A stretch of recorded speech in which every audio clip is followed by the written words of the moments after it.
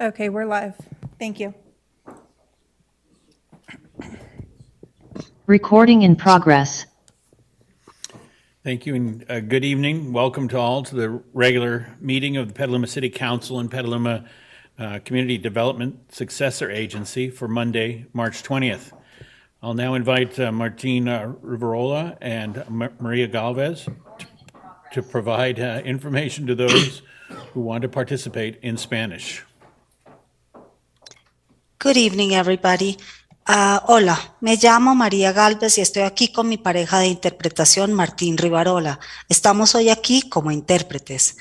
Hoy este evento se llevará a cabo en español e inglés. Se usarán ambos idiomas activamente, así que usted podrá elegir un canal para participar en su idioma preferido después de que le hayamos explicado cómo funciona la interpretación. Estaremos usando la función de interpretación de Zoom. Después que termine esta explicación, se activará la función de interpretación.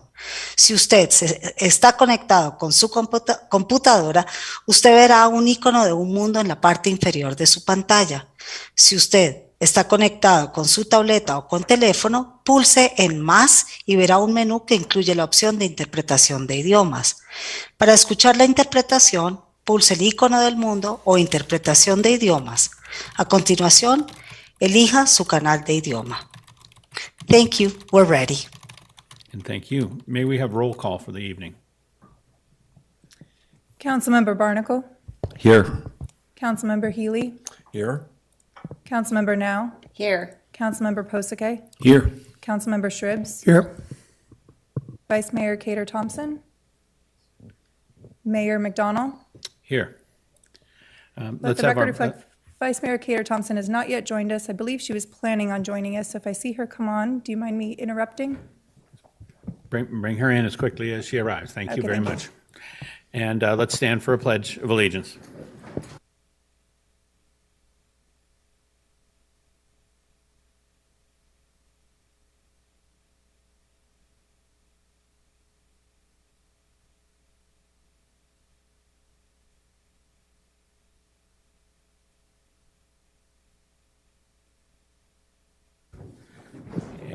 And now a moment of silence.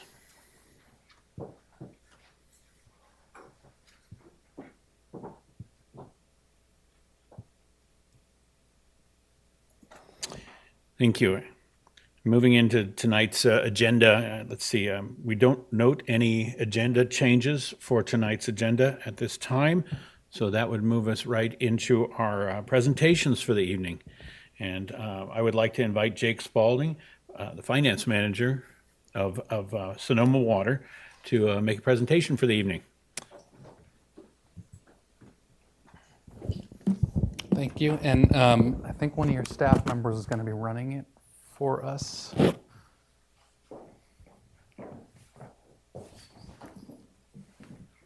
So while that's getting set up, thank you for having us here. My name is Jake Spalding. I'm the finance manager at Sonoma Water. I'm here with Lynn Roselli, our administrative services director, to give you a quick overview of our fiscal year 23-24 water transmission system budget.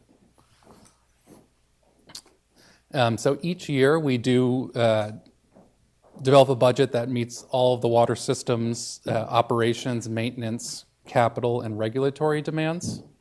This year, similar to last year, we do have a heightened need for infrastructure repairs and upgrades so that we can continue to operate the system both reliably and 24/7. And thank you for bringing that up. Can you go to the next slide, please?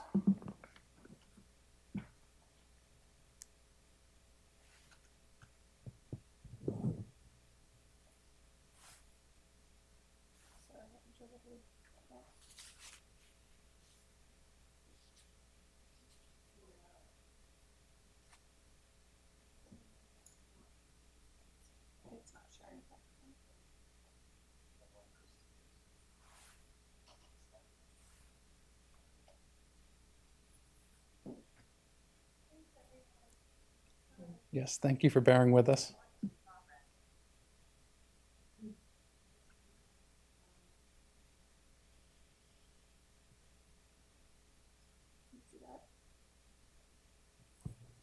Yes. Okay, so the water transmission system has three main aqueducts. The Santa Rosa Aqueduct, which is shown in purple on the map, if you can see that, the Petaluma Aqueduct, which is shown in blue, and the Sonoma Aqueduct, which is shown in green. Each one of the water contractors is located off of one of these three main aqueducts. And per the terms of the restructured agreement for water supply, each contractor pays the rate that's associated with the aqueduct that they're off of. So each year we submit a draft budget to the TAC ad hoc subcommittee, and we do that in mid-January, and then we work in a collaborative and transparent process with all the water contractors before bringing the rates to our board in mid-April. The restructured agreement does require that our board approve these rates by the end of April each year. Can you go to the next slide? And then actually one more, please. So the water transmission system, it's actually quite complicated. It includes multiple different funds. Some of the funds are listed on the slide here. Each one of these funds has its own budget and rates, and then all those are combined into the overall rate that each contractor would pay. Next slide. So the water transmission system, it's relatively robust, but we are facing several challenges which are not unique to us in the world of water. Most of our facilities are currently 45 to 65 years old. They've expended much of their useful life. In fact, 40% of our infrastructure has only 10 to 20% of its life left. Not too different than owning, an aging car. Maintenance needs increase with age. Sonoma Water does have a preventative maintenance program that we operate, but corrective maintenance and emergency repairs have been increasing in the past couple of years, which really is an indication of the age of the system. And then in addition to the effects of age on the system, we are also subject to an array of natural hazards, primarily flood, fire, and earthquake, with earthquake being our biggest vulnerability in terms of extensive damage to the system and also disruptions to service serving the community. I'm saying all this just to let you know that the budget we're presenting today has projects and measures in it to address all of these concerns. Obviously, we can't solve them in 1 year, but we are in a multi-year effort to bring everything up to par. Next slide. So what's in the budget? Well, on the capital side, we've actually have or will be completing a couple key hazard mitigation projects this fiscal year. And next fiscal year, we're proposing to do an additional $6.3 million in hazard mitigation projects. These projects are on various lines of the system and help all of our water contractors. We have been able to secure roughly $10 million from FEMA for hazard mitigation projects in the recent past. And we do anticipate seeking additional funding for the projects that you see on this slide. Next slide. In addition to the hazard mitigation projects that we're proposing, we're also proposing $5.9 million in additional water resiliency projects in the capital program. The projects that you see on the slide here do have $1.1 million in offsetting revenue in fiscal year 23-24 from grants. So when you combine the water resiliency projects that are on this slide with the hazard mitigation projects that you saw on the previous slide, we're proposing a total capital projects budget of roughly $12.2 million. Next slide. The budget includes $40.4 million for projects related to operations and maintenance. We've highlighted a few of those projects on this slide. There are many more than you see here, but these are a few of the top priorities. They include a multi-phase cathodic protection program, which helps prevent corrosion in the aqueducts that serve each one of the water contractors, as well as a 10-year, $88 million tank maintenance, rehab, and recoating project. These are the highest priority projects. They're integral to water supply reliability and making sure that we have a system that serves all the communities that we serve. Next slide. So I'm going to keep going through all the various funds we have. So we do have what we refer to as the sub-funds. We're proposing a budget of $9.8 million for the biological opinion, water supply planning, and water conservation. In particular, the Dry Creek Habitat Enhancement Project, which I'm sure many of you are aware of, is making important progress on phases 4, 5, and 6. And we do experience significant cost savings because the Army Corps is picking up 65% of the cost of these projects. This budget does also include $150,000 in grant match contributions towards the Potter Valley Project Russian River Water Forum grant. If we do get this award, the County of Sonoma, County of Mendocino, as well as Sonoma Water's Russian River Projects Fund are all going to be contributing match as well. And then in addition to implementing a very robust and comprehensive water conservation and education program, we are seeking $3.8 million in additional grant funding this year from the Department of Water Resources to supplement and facilitate additional water conservation and education programs. Next slide. So as you can see on this slide, we're proposing a total budget of $68.3 million, which is offset by $18.15 million in grants, use of fund balance, and bond proceeds.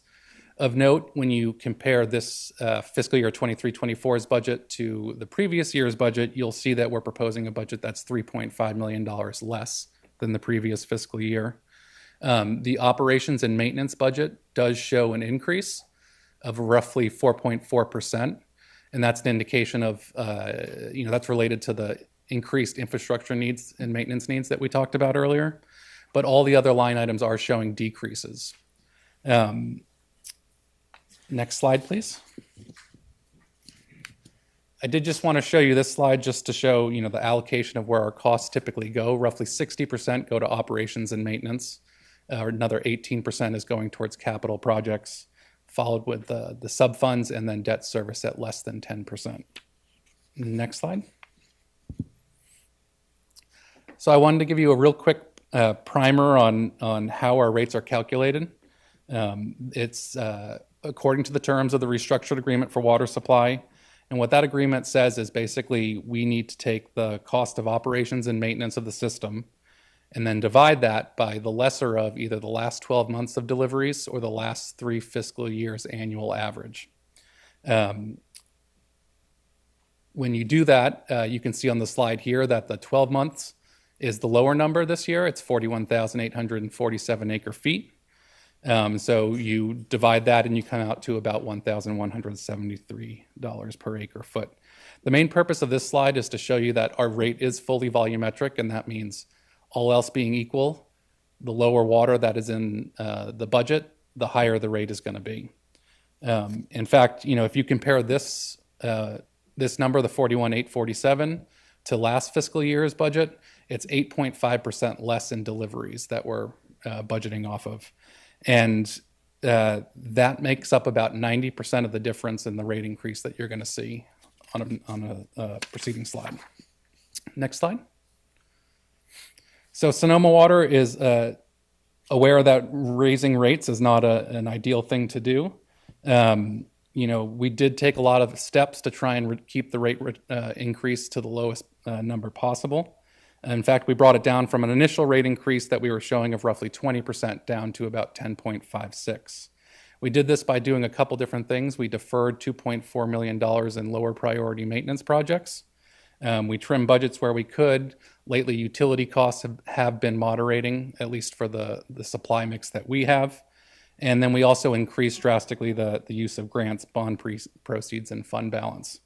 In addition to that, the water contractors do have a discretionary charge that's built into their rate that is for capital projects. And you'll see on the next slide that some of them did elect to reduce that for this fiscal year.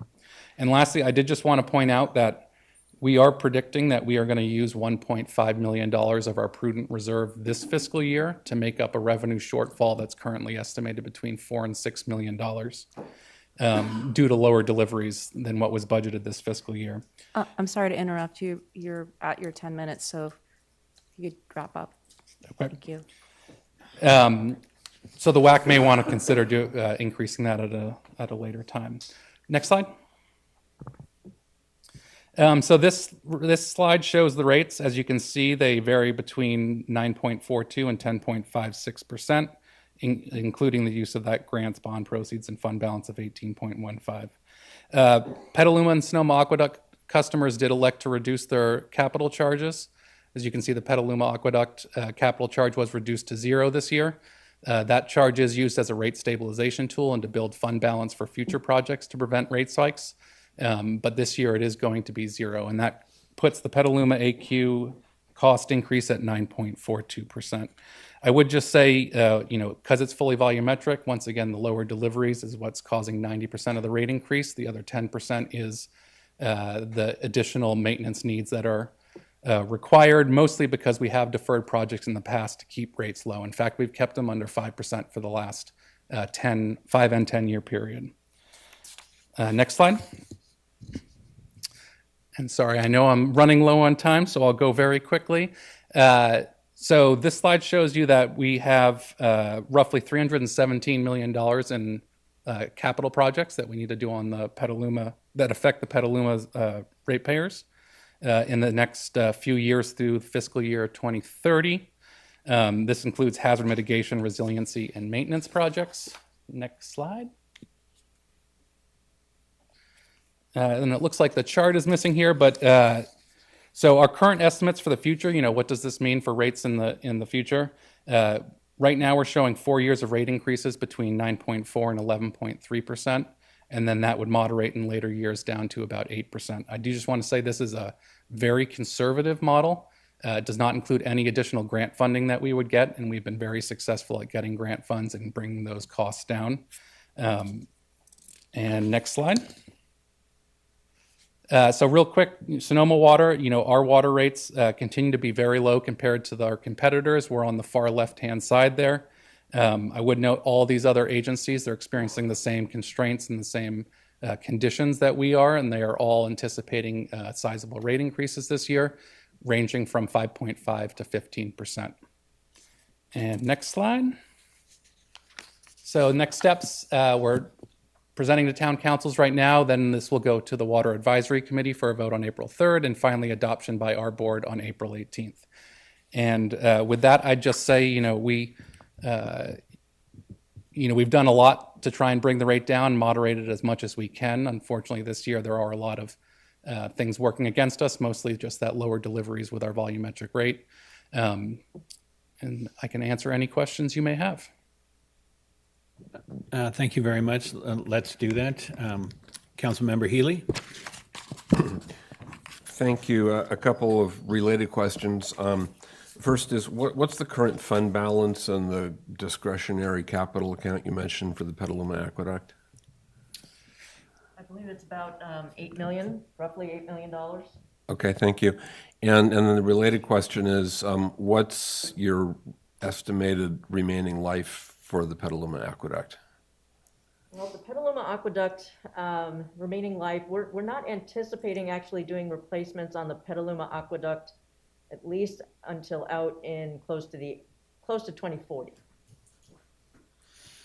So just Petaluma Aqueduct replacement. So that's what's on the long-range financial plan right now. It's close to 2040. We would back up a few years to begin design work. What would be your estimated cost at this point for that? The engineers haven't really zeroed in on what the estimated cost would be, but in the long-range financial plan, we put a placeholder of about $10 million a year for 5 years. Okay, so about a $50 million Roughly. project. Okay, thank you. And then I had a follow-up question for city staff on this, and I don't know if anyone's here who can answer this, but my understanding is that the wholesale rates we pay to Sonoma Water is about half of our water utilities expenditures. And so if we have a 10.5% increase in wholesale rates from Sonoma Water, what are we looking at for our retail rates coming up? If anyone can answer that. It's not a Sonoma Water question. We're going to have a rate study coming to council probably in 2 meetings from now. Yeah. So we'll have a little bit better. I mean, this will obviously be a pass-through, but I don't know what ours are going to look like. Thank you. Yep. Councilmember Shribs. Okay, just want to go over the the budget for the water that you have, which is going to be less than it was before. However, that was middle of a drought, and everyone was conserving, carrying 5-gallon buckets up and down stairs and such. So once we have a full reservoir now, people are going to be a little bit more relaxed about watering their lawns and doing that. So I would expect water usage to at least climb, at least first year, for folks to kind of recover and all that. But yet you still have the total water budget going down, even with population increase, with more housing coming in year after year. So how are you able to look at lower water use coming out of a drought, high conservation effort, and still saying lower water use? So on that model, are we just expecting everyone to continue conserving like they have? Or how did you come up with a lower water use for this next year or two? Well, the water use is not lower than what it has been. So it's based off of the amount of water that we sold. You are correct that we would anticipate, logically, you would think people would use more water once we get out of a drought and we have full reservoirs. Right now, our water resource planners are not forecasting a large increase in use, and there's a couple factors that go into that. One, we have to look at it from a portfolio perspective of all of our water users and what we sell. Some of our water users do have their own reservoirs and surface reservoirs, and in fact, during the drought, their use increased because they were able to take flows, in-stream flows, when there was excess flows. Right now, they're not anticipating increasing their use. In fact, they're anticipating decreasing their use for at least the next 3 to 8 weeks. Some of our other contractors have told us they anticipate small increases, but others have told us that they're not anticipating that. And part of it is that water conservation that you're talking about. A lot of that is sticky. It's hardened the demand. I believe the figure is they've taken out more than 1 million square feet of lawn. So there's a lot less lawn to water. That being said, if water deliveries do come in over what our budgeted number is, any additional revenue would go into fund balance. And every year when we're doing the next year's budget, which is required under the restructured agreement, we use as much fund balance as we can to moderate the rates the following year. So, this year we're really in a spot where we've had 3 years of drought and it's just been historically low use. In fact, we just had the lowest water use month in decades this last month in February. So it's not, I don't know if that answers your question, but if there is any increase above what we've budgeted, that can be used to offset rates in future years. Okay, so just in response to folks that are looking at our growth, housing growth, and getting very concerned about water, we have the capacity is what I'm hearing, and that we're anticipating all that from your point of view, from the volumes and usage that we're seeing now, and water agencies saying, okay, we're going to be good. Yeah, in fact, we really want to say, thank you to the community. The water conservation that has been done not only was needed because it was mandated by the state, but our water use patterns have decreased over the years. In fact, 10 years ago, we were using consistently over 60,000 acre feet. So even with the growth in population, we are using less water than we used to. And that has allowed us to keep rates low to the point that they are, because if we hadn't done that, we would have had to implement additional capacity projects that would have been even more expensive and increased rates even more. Good. Okay, I'd just like to follow up with Councilmember Healy's question to the city staff on rates. So when will we see rate structures, and is it possible we can, how easily is it to actually shift rate structures, maybe increasing the cost in the top tiers to encourage lower usage by our most heaviest water users? So when and how does that happen? Well, we're going to start our utility rate study. And like I said, I believe it's not the next meeting, but the meeting after. I think it's the April 17th meeting, Chris. And anybody who's, are heavy water users actually, and I don't have staff here, and I don't know if Chris can weigh in, but they're definitely at a different tier of cost for water for heavier users. So they're already in that upper echelon of rates. And if I could just briefly add, Council, our commodity charges for water are Prop 218 rates, And so we have to justify the tiers based on cost of the system. It can't just be an incentive structure. There's case law that says we need to show a cost basis to make sure there's not arguments that some ratepayers are subsidizing other yes. ratepayers. Okay, good. Thank you. And I just want to be clear, when you said there's going to be about a 10% increase, and will that anticipate in every year, there'll be a 10% increase is what you're saying? That's what our very conservative model has in it at the moment. There's a lot of assumptions in there, so there's a very good chance that it would be less. And residents that are continuing to conserve would probably not see a 10% increase. That's just the cost per acre foot that's going up. Okay, just so we know to anticipate that coming down the road here. Thank you. Thank you very much. And no other. So my question is, with our incredibly small housing growth rate at less than 0.5%, and that not pushing the units up, and our drought hardening and not pushing the units up, has the drought hurt the reserve funds such that you'll be needing to put money into to recover that? Have you dipped into the reserve funds in which you want to recover that? Yeah, I mean, we've had 3 years of extreme drought, right? And so, I mean, prior to the drought, when we had more deliveries, we were able to build fund balance up and use that fund balance over the course of the last 3 years in drought.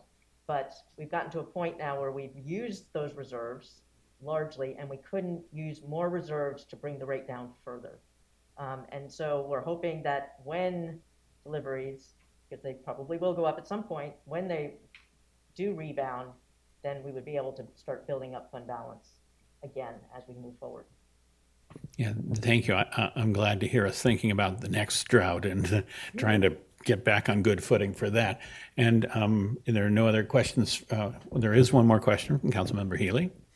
It's not a question. I was just going to take this opportunity as your WAC representative to say that it will be my intention to support this at the next WAC meeting 2 weeks from this morning, unless the council wishes to direct me otherwise. And there's some interesting historical perspective that we didn't get into here tonight because of time constraints, but I'll just mention a couple things.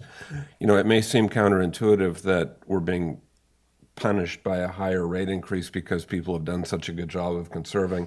But the bigger picture is kind of the opposite. If you go back 15 years, there was talk of building a Dry Creek bypass, which would have been at least $120 million. And because we've been so good at conserving, that cost has just gone away. We're not going to have to build that. And it was a few years ago that the city had a temporary urgency moratorium on development because it looked like we needed the second aqueduct, the parallel aqueduct, not as a replacement for the first one, but to increase transmission capacity because our water demand was projected to increase. And that was, as Lynn mentioned, at least a $50 million item as well, and we haven't had to pay for that. So on balance, notwithstanding this, conservation pays for itself, and we need to continue what we're doing. Thank you. And thank you very much. We certainly appreciate the update. Thank you. And on a presentation item, we do not take public questions and comments. There's no public period for that. So we'll be moving on to our next item at this time. And our next item is general public comment. And I would like to invite Peter Chernev to speak, to be followed by Catherine Brabowski. Mayor, can I Yes, read our please. slide? Just as a reminder, during general public comment, the public is invited to make comments on items of public interest that are within the City Council's subject matter jurisdiction and are not listed on the current agenda. Members of the public attending online or by phone should do as follows if they wish to make a comment. First, raise your virtual hand or press *9 if participating by phone. Next, the moderator will call on participants in turn to unmute and begin speaking. Attendees will be muted when their allotted time expires or when their comments have concluded, whichever comes first. And both with online and in person, speakers are encouraged to be respectful. Threats of violence or obscenity are grounds for removal from this meeting. And again, as a reminder, we have a simultaneous Spanish translation. Please make sure to include pauses in between sentences. Do we have a great staff or what? I skipped right over that, and they got us back on track.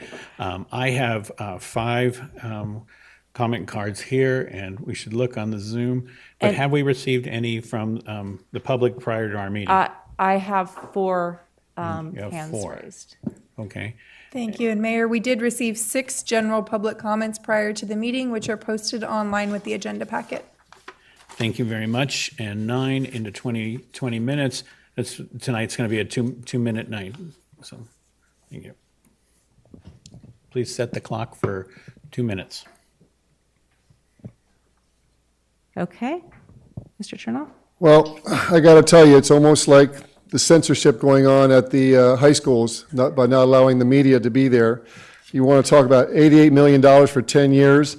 You would be wise to consider bringing in as a consultant Brock Dolman, who is the county's #1 water expert. You would be very wise to do that. So at the high schools, the principals are obviously lacking the American freedom, liberty, and free speech principle. Perhaps they don't want the students to know about how many high schools filled with students were bombed into dust by our military and other militaries over the last 30 or 40 years.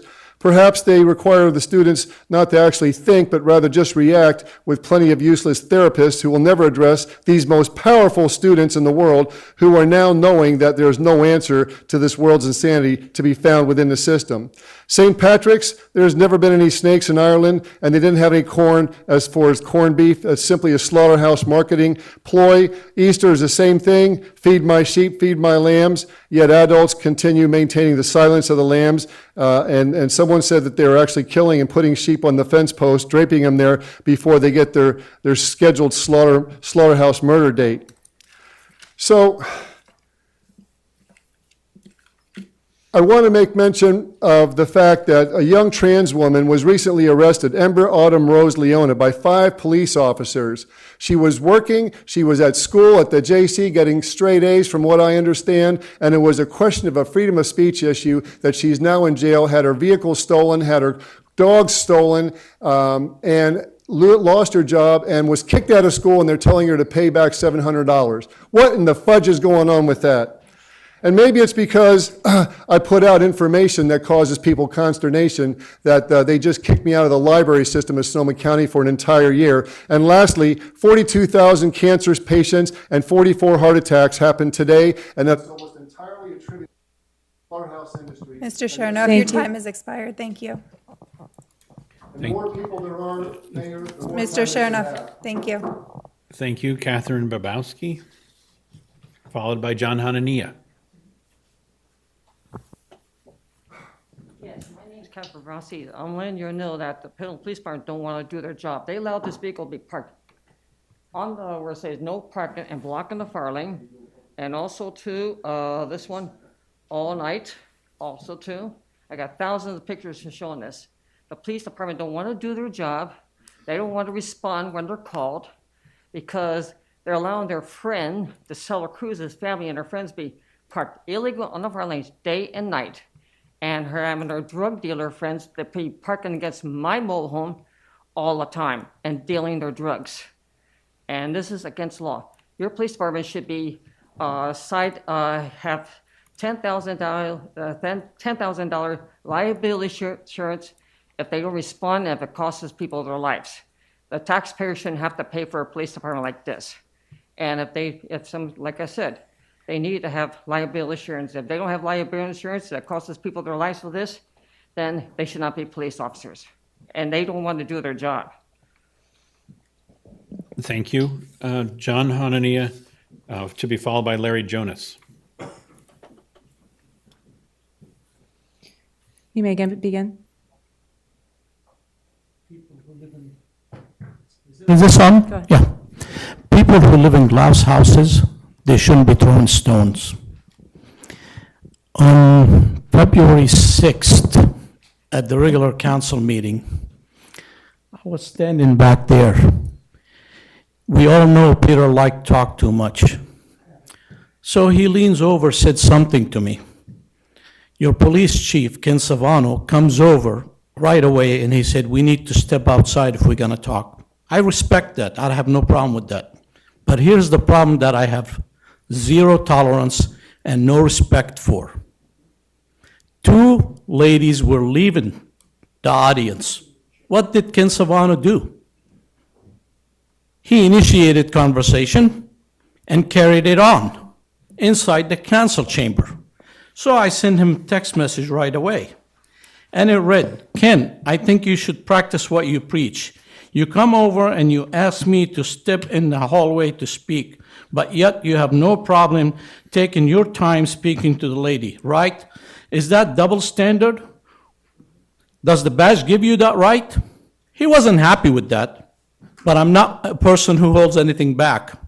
Ken Savano have long history of double standard. Unfortunately, I don't have the time to go over it one by one. So Kevin, as a mayor, I think I would like for you to send a very strong message to the staff that they need to obey the policy and follow the rules. I had the conversation with Kendall, who said that she is going to relay that message to you. Thank you. Thank you. Larry Jonas, to be followed by Tom Monder. Mr. Mayor, members of the council, I own the property with a partner on Weller Street. I believe you have the picture of the property there. And I've owned it for almost 45 years with my partner. We were going to do a drill and grill, but that fell to the side. And being that I was a dentist, drill and grill. And anyway, so now it comes to time where I want to sell the property, and I would prefer selling it to the city as a park. And if you look at the picture, you see the boating across the street, and this is a real opportunity for the city. My partner and I would actually sell this to the city at less than what we could get commercially, but we both are longtime residents. I've been here almost 50 years. I've been on so many commissions and boards that we would think that it would be better suited as a park. One of the conditions that we want is he and I both would like to have a memorial plaque for two children that we lost. And so that would be part of the condition, is that we put this plaque on the property, and we'll provide that plaque. So I guess what I need is the council to direct staff to further investigate this. There has been an appraisal already done on this property, and it's just ironing out some details on that. I guess my attorney has talked to Mr. Danley already, and so I guess just before we go any further, the council needs to direct staff to go further. I think that's it. Any questions? Alas, this is not a question moment, but I'm sure staff is in touch with you and council has heard you. Thank you very much this evening. And so our next speaker will be Tom Monder, to be followed by Michael Parks. Mayor McDonald and council, good evening.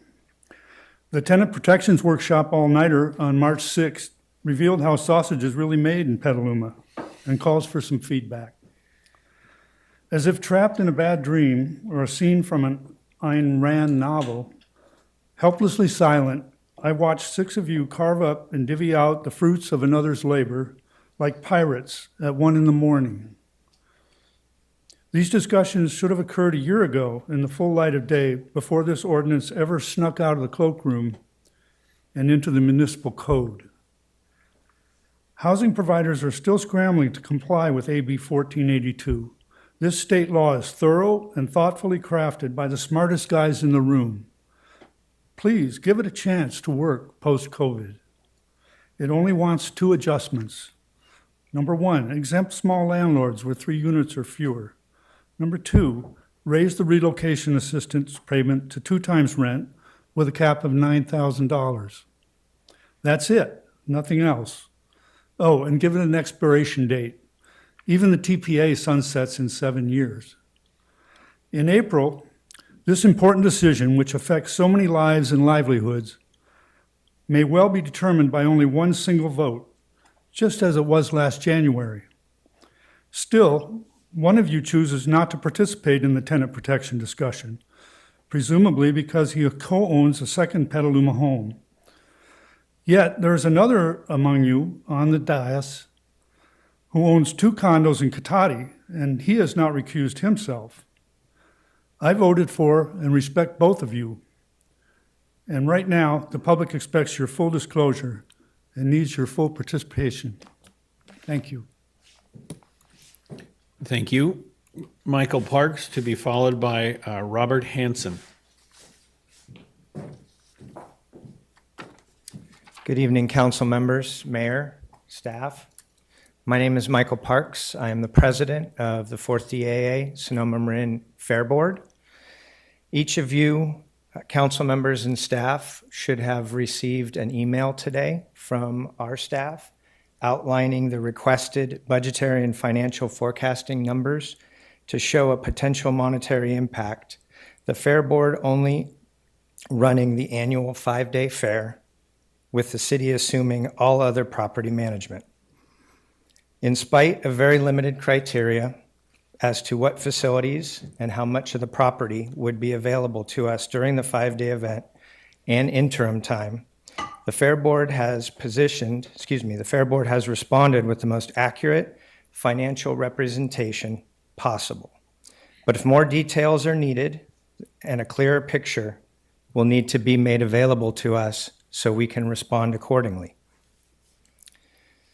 Since many of you have stated individually that this financial information was key to any meetings between the City Council and the Fair Board, we once again look forward to sitting down for the first time as either ad hoc committees or in another public format of your choosing, so we may finally discuss face-to-face the possibilities for the property and the impact the loss of the services would mean to the community.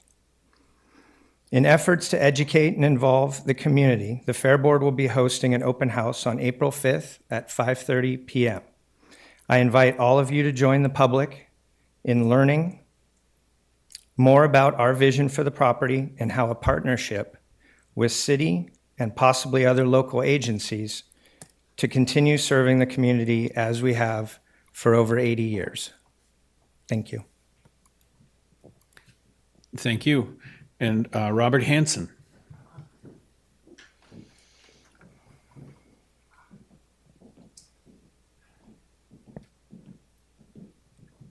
Good evening, everybody. My name is Robert Hanson, Mr. Healy. Vet, retired carpenter, grandpa. I'm here because I'm tired of talking to my twin 10-year-olds. I do not support the Biden. I do not support the Newsom administration. For one important reason, they're going after our children, and that's out of bounds. You go after my children, my grandchildren. I do not support you. I'm part of the first war in this 60-year corporate war we've been fighting. A war fought to protect the cultivation and transportation of opium. When our federal government surrendered, that cultivation, protection, and transportation moved to Afghanistan. President Donald Trump stopped this 60 years of war. He broke that chain, at least for 4 years. Joe Biden has both promoted and funded 2 wars, Afghanistan and Israel. The $85 billion in U.S. arms and equipment now surrounds Israel. And the only thing stopping an all-out attack are the Abraham Accords. Thank you, President Donald Trump. I do not support the Biden administration. I do not support the Newsom administration because they're attacking our children, and that's out of bounds. Thank you. Thank you. That's our last speaker card for in the council chambers. I'd like to push us over to Zoom and have those have an opportunity. Yes, we have 4 hands raised, and the first is David Donenfield, followed by Darren Rakusin. Mr. Donenfield, please unmute yourself.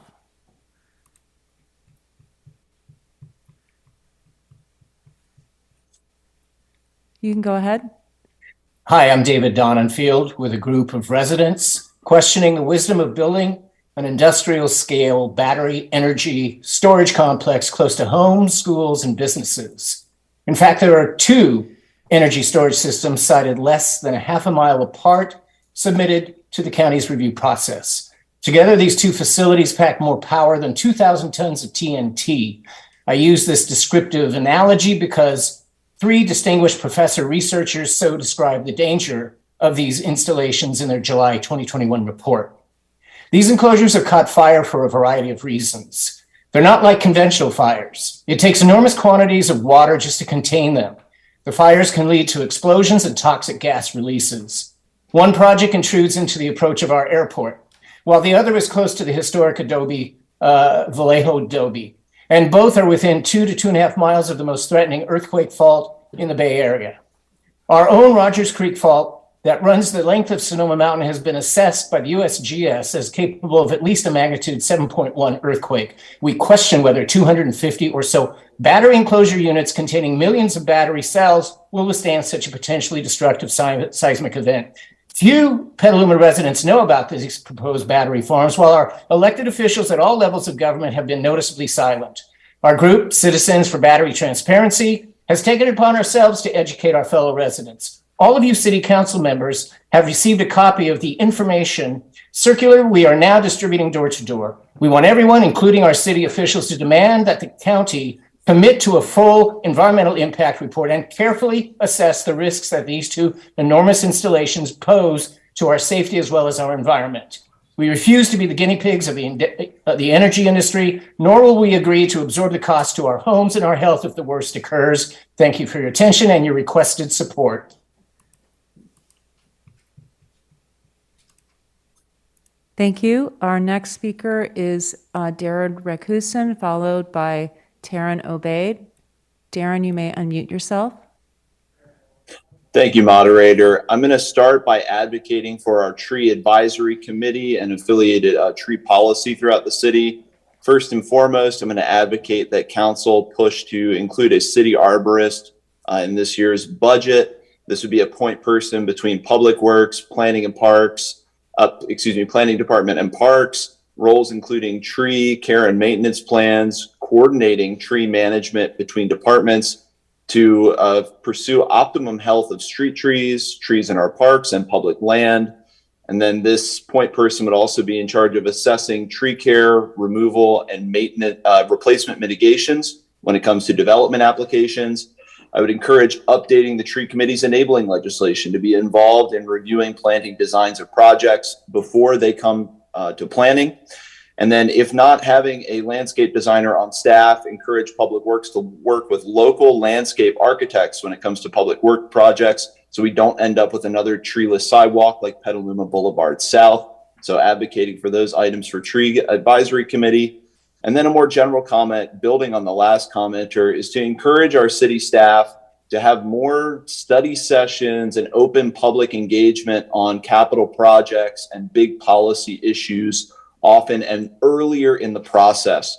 One of the examples is the current AMI advanced metering infrastructure that we're going to have some presentations on this week at Technology Advisory Committee. I believe one hosted by the city, but by the time now we're having these presentations, the direction of the project and how we're going to spend this grant money, the technology we're going to use has all already been decided. We're going with 5G wireless meters, it sounds like.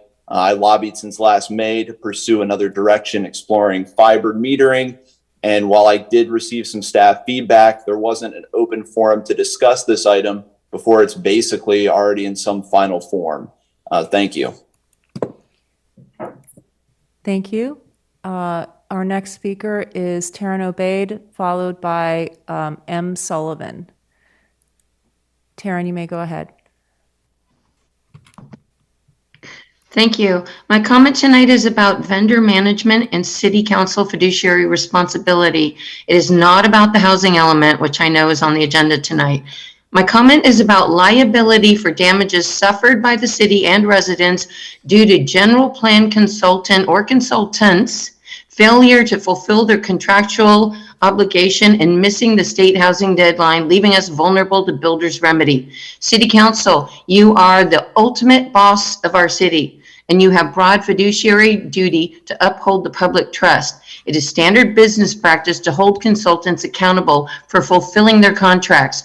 Our city's longstanding policy is that all consultant contracts include professional liability insurance with errors and omission coverage. This insurance is exactly meant to protect us from exactly this sort of thing. The next step is for City Council to initiate an independent audit. An independent audit is required to neutrally assess damages and determine which consultants were at fault. City Council, this is absolutely required to, when mistakes of this magnitude are made. City and residents must not suffer an economic hit of this magnitude without restitution. But the good news is a City Council independent audit will not disrupt staff. An independent audit is outside of staff operations to avoid appearance of conflict of interest, so it will not bog down their workload. And the payout will offset their extra work due to the problems resulting from these consultants that made the mistake of not submitting something by a deadline, and the Johnsons submitting 2 applications that put in peril the Greenway Park, property values, climate action. Thank you. Please initiate an independent. Thank you. And our last speaker is M. Sullivan. M, you may unmute yourself now. Please go ahead. Can you hear me? Yes. We, the Petaluma public, are paying $2.4 million for 2 layers of consultants to update our general plan. Note that cities like Healdsburg do this in-house with their own city planners. Despite this huge outlay of monies, the M group overseeing the general plan failed to get their first deliverable in by the required deadline. This effectively allows developers to propose housing development projects that do not comply with either the zoning or the general plan. And indeed, the Johnsons' acclaimed properties immediately submitted 2 huge development proposals in our floodplain just above the USA's flood control wall. This area is currently saturated with water from winter storms, full of vernal pools, which is a type of wetland, and we know that wetlands sink and slow floodwaters. I'm asking our city manager, Peggy Flynn, who routinely refers to the M Group as her staff, to hold the M Group liable for breach of contract and to consider terminating their contract and hiring our own in-house planners whose salaries and bonuses are not tied to advancing developer schemes that are at odds with the best interests of the Petaluma public and our safety. We've just come through wicked atmospheric storms. A lot of city monies will now need to be directed to stopping the Johnsons' inappropriate floodplain development. So this has cost the Petaluma public considerably. Peggy Flynn and City Attorney Danley, it's your responsibility to sue the M Group for breach of contract. We Petaluma citizens deserve no less. Thank you. And Mayor, that is the last speaker. Thank you. Thank you very much, and that closes public comment for the evening. I'd like to bring it back up to council and offer the council a chance to have council comment, and I'd like to start from Councilmember Barnacle. Thank you, Mr. Mayor. Excuse me. Last week, I went to the Petaluma Equitable Climate Action Committee presentation on transportation, and it was insightful, the projects that the young people took on. The next day, I had a Bay Area Air Quality Management District meeting, which was not an insignificant meeting. We had 3.5 hours of 1-minute public testimony for 0 NOx. So NOx is nitrogen oxides or oxides of nitrogen, highly polluting things that cause asthma, cause cancer, cause things like that. and the board adopted a zero NOx rule for space and water heating, with water heating coming into effect in 2027 and furnaces coming into effect in 2029. And essentially what this means is that appliances that produce NOx emissions will not allow to be sold in the Bay Area region, starting at those times. I would say importantly, there was no votes. We had support from PG&E. We had support from the building trades. We had support from, there's probably 24 physicians there saying that you can save more with this vote than I can save in many careers. We had the 8th grade class from Urban Promise Academy, which is in one of the most polluted communities in East Oakland, come in and share stories about how prevalent asthma is in their school, in their families. And I was not the only board member that was brought to tears by the testimony. For sure, there was some pushback, but in written emails. But with the 120 people that spoke in person that day, there was one negative comment. Every other person was for it, and it was truly a historic vote. It was first in the nation. So, yeah, just wanted to share that. Thanks. Thank you. Councilman Healy? Yeah, thank you. Three things briefly. First of all, the League of Cities Governance, Transparency, and Labor Relations Policy Committee met virtually last week, and your city clerk and I were both there representing the city of Petaluma. Just highlights, we did a deep dive on workers' comp issues, legislation. That's an hour of my life I won't be getting back. And perhaps of more interest, there is a bill in the legislature to add a 2-hour mandatory training every 2 years for elected officials in the state, in addition to the ethics training and the harassment training that we already do. And this would be designed to promote financial understanding. And the feedback on that was interesting. My personal feeling is I don't know that you can do much in 2 hours every 2 years to promote financial understanding. But the argument that resonated with the group more was that, hey, here's the legislature coming up with another mandate for local officials, and they're exempting themselves.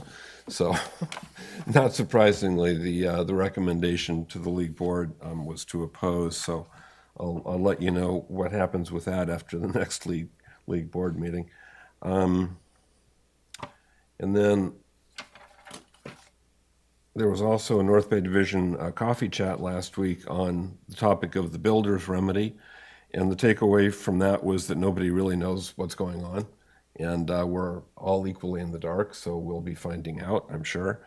And then I wanted to comment briefly on Mr. Jonas's presentation on the property he owns. I think this is something I would like to see pursued. It didn't make the top 10 list for the city's priorities, but if you look at page 10 of last week's staff report, there's an acknowledgement that there will be some other projects, and this one is specifically listed that we can move forward on. This property is shown in our planning documents as a future public amphitheater, and I think we should take the opportunity to acquire it before it gets sold and a building gets put on it, which could happen. As Mr. Jonas indicated, an appraisal has been done. It's still current, and we have plenty of fund balance in our parkland acquisition impact fee account to accommodate this. So I really do hope this does move forward. Thank you. Thank you. Councilmember Now. Well, thank you. Going along with parks, we did bring this up to during our parks meeting, and everybody was pretty excited because that Jonas property is right next to the Kavanaugh Landing, which is a strip of grass right next to this photograph, and it's about as wide as a park bench. And this would widen the Kavanaugh Landing and make more access to the river and the new docks that are going in. At our Parks and Recs and Music meeting last week, we had the council chamber full of skate enthusiasts. And they came and they thanked us for what we are doing with the proposed skate park. Coming in new to this, I was very overwhelmed with all their gratitude. And it was really nice to hear how excited they are about the process, that we have listened to them at all our meetings, and we've had them in the community meetings, and the consultants have listened to their suggestions. And it came down to maybe Lucchese Park being the best land suitable for a new skate park. That was what the gist of the gratitude was. And on April 29th is the ribbon cutting for the new chess tables on Water Street that were installed last month, but we're waiting for some enthusiasts to start playing chess. And we'll have a ribbon cutting after the rains on April 29th, and more information to come. The summer camps are filling up in the rec department, but they are in desperate need of some recreational leaders. So if you know some college kids that are coming back for the summer, tell them to apply for a recreational leader's job. The 4th of July community survey went out, and it's now currently being processed. Many of the public want the city fireworks display to return, and staff is meeting with the fire safety officials as we speak. So stay tuned. There's more information coming. And I see a hand. Sorry, I was trying to catch Mayor McDonald after your comment. Okay. I'm done. Thank you. Okay, thank you very much. Mayor, it appears our Vice Mayor, Cater Thompson, may be in the audience. Can I ask her to confirm that it is her in our Zoom? Janice, if you are online right now, if you can please identify yourself. I've allowed you to unmute. It looks like she is as an attendee, so. Yes, I'm trying to confirm that it is her before we Okay. promote her into the meeting. Janice, if you can hear us, if you can please unmute and identify yourself.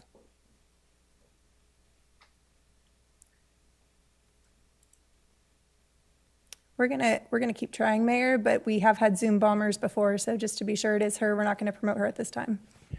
I'll keep working on it. I appreciate the effort and the caution. Councilmember Posake.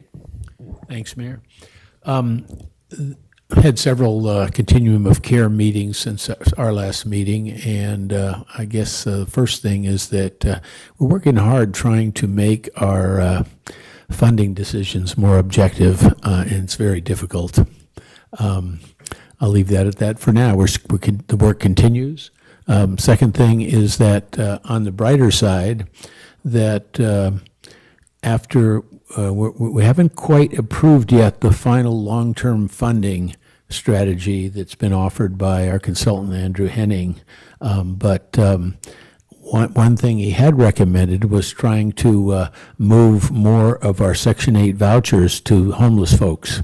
And we sent a couple folks to negotiate with the County Housing Authority, and pretty much they were able to negotiate what Henning had recommended, which is about 120 extra vouchers for homeless folks per year. Not quite exactly, but it's good. That's last thing is I also had a transit commission meeting, and we went over the goals for the year. Most exciting to me was trying to achieve 20% increased ridership. That's all I have. Thank you. Councilmember Shribs. Okay, I attended the Climate Commission meeting, and it was a first in-house live meeting that they've had since they've moved from virtual the last couple of years. So the first thing we did was, in fact, about the only thing we could do was the Brown Act. And we had a wonderful presentation and the discussions on that to make sure everyone was up to speed on the Brown Act and all that we could do as committee members now that we moved from virtual to in-house. So we weren't able to get much action done at that time, but there's lots of possibilities coming up, some big issues coming up, one of which was mentioned tonight. I think David Donenfield mentioned about the lithium storage facilities that are being proposed through the county on county regulated land. And I just want to let him know that, yes, I read all the materials he did send. There was also some other materials other folks have sent, and trying to get up to speed on all of that. And there is some definite concerns that we need to work on. There is some possible potential hazards, but there are some mitigations, there's some changes. There may be slightly different battery systems that might be available compared to what was being used. So, but this topic needs to be transparent, and I'm hoping that we can bring it forward. And anyway, I would propose that at least the Climate Commission actually take a look at this at some point in time in the near future to catch up on it. So at least we are listening. Let Mr. Dannenfield know that we are on that one. So we'll make sure that there's some transparency and discussions and look at that. And I'm definitely hoping we get proper studies done ahead of time on that topic. It's probably, we all know that electricity, the way we're going, we definitely need more electricity and production going and more safety in our whole system. So it's going to be a very interesting challenge to do that, given the possible hazards, but we need to mitigate and work on it and make it sure it's all transparent. Anyway, that's my discussion for the moment. Thank you. Thank you very much. I too would like to support Councilmember Barnacle's report on the PCAC, the Equitable Climate Youth presentation on transportation. And I think if we're going to get our mode shift, it has to come from every different corner of our town and people. And they definitely came strong on knowing what that need is and pathways to it. So thanks to all the council members who attended that. From my efforts at the county, I note that they'll be rebudgeting their Measure O mental health money come in April, and there'll be added opportunities for mental health support funding through our community. And a lot of that overlaps with the homelessness community, but other goals as well. And it's nice to have opportunity for funds. I'd like to second the notion that the Jonas property would be a valuable opportunity for the city, just in terms of open space and views through the corridor. When opportunity arises, I think it's wise to examine whether it's got the value you need. And then lastly, I've been putting some effort into having Butter and Eggs Day have a real robust bike ballet effort so that everyone can ride their bikes downtown and not bring their cars and not wonder where to park a car, but to have a place for their bike when they arrive. And I think we'll all enjoy Butter and Eggs Parade more with that. And that is my report. I'd like to refer us to the city manager. Thank you, Mayor, City Council, community. This Wednesday, we have a virtual informational meeting. I said Wednesday. Tuesday, March 21st, we have a virtual informational meeting regarding the city's AMI water meter technology program. And that is on Zoom. So if you go to our website at cityofpetaluma.org/AMI, you'll get the information where the Zoom link is. It starts at 6 p.m. and goes till 7:30. There's also a place on the website to sign up for updates. I would encourage Mr. Rakusin and others to attend and ask questions and provide feedback. This is just that first kind of informational session that staff plan to have with the community. And we will be providing updates to council as that project begins to move forward. Also tonight, you will hear from our staff, our planning staff, regarding the thorough process that the city has led to ensure a robust engagement that's resulted in a very comprehensive draft housing element. And I believe I see some supporters, Generation Housing and others that have strongly supported our process. And I stand behind that process, very proud of the work that we've done.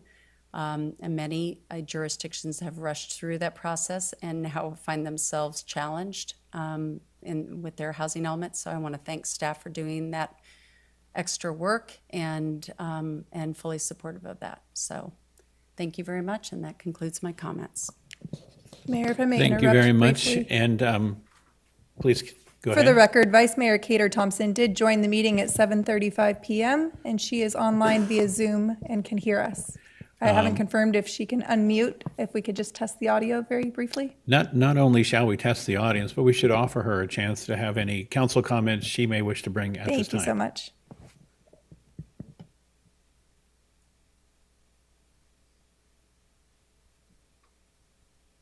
Janice, are you able to unmute?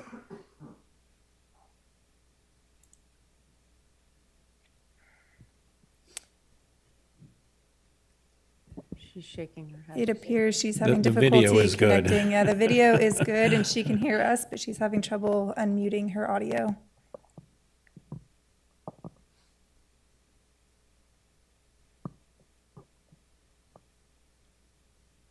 We do have staff working with her in the background and we'll continue to try to assist her. Okay, thank you very much. Then we'll move at this time to our consent calendar.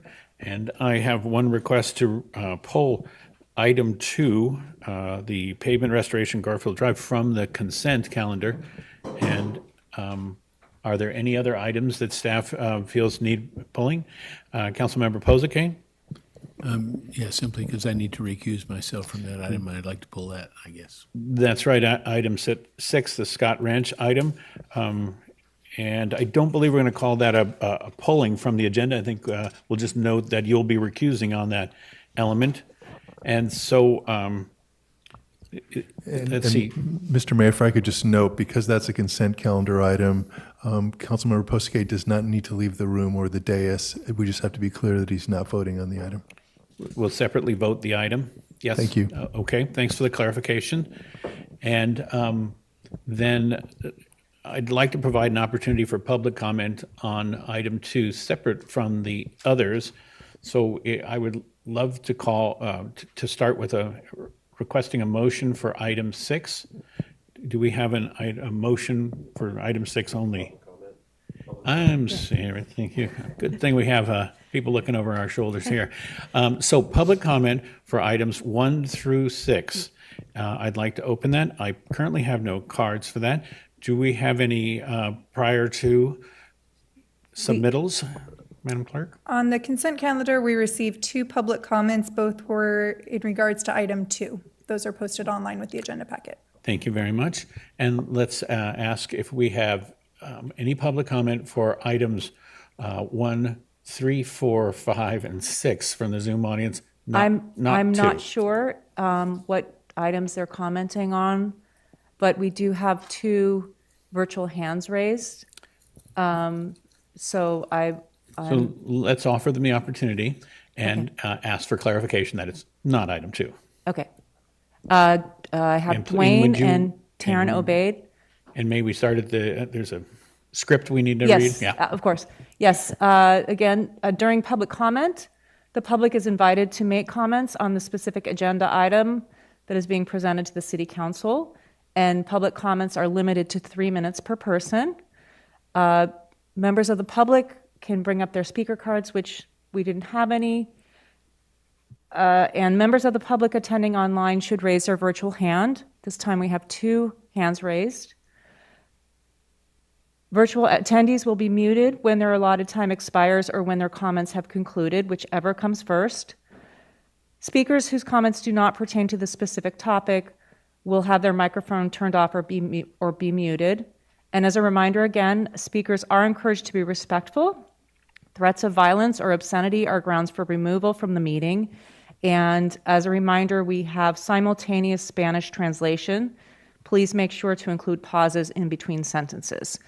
And to clarify then, Mayor, these are comments for items except for item 2. Okay. And Dwayne, you may unmute yourself, please. Thank you very much. Good evening. I wanted to talk about item number 4, some brief comments on the joint application that you're working with SMART and Danco. And the city has done a great deal of work on the helping SMART get the train station in, and that's to be much complimented. My point to this evening is only that that SMART has announced that they're working on a construction level drawings for their station, and that they have had a lack of public hearings for Petaluma. The SMART has not had public hearings at all on the plans for Petaluma. They seem to take great pleasure in going to other cities and having hearings, but for some reason Petaluma has been left off of their list. I won't go into the specifics of what they should have been listening to, but I will point out that it's interesting that that the city is providing $2 million subsidy not to build a station. That is, they own the land to build a station. It's to build a parking lot.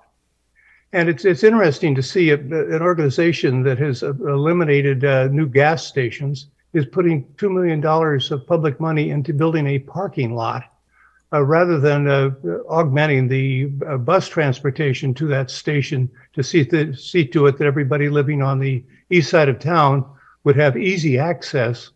And also those people riding the bus to get to the junior college would get quickly to the junior college in time for class. But you would think SMART would be interested in maximizing their ridership. And that's basically all I have to say. And thank you very much. Thank you. And the next speaker is Taryn Obaid. Taryn, I'm going to allow you to talk, and can you let us know if you have a comment for items other than item 2? Yes, hi, thank you. It's for item number 5. Okay, go ahead. Thank you. The most climate-friendly thing we can do is not consume. And we keep buying cars, and I would like to see in the analysis, what's the car that we're forsaking? What's the vehicle? How many miles does it have? Because a lot of people drive around cars until they're well past 100,000 miles.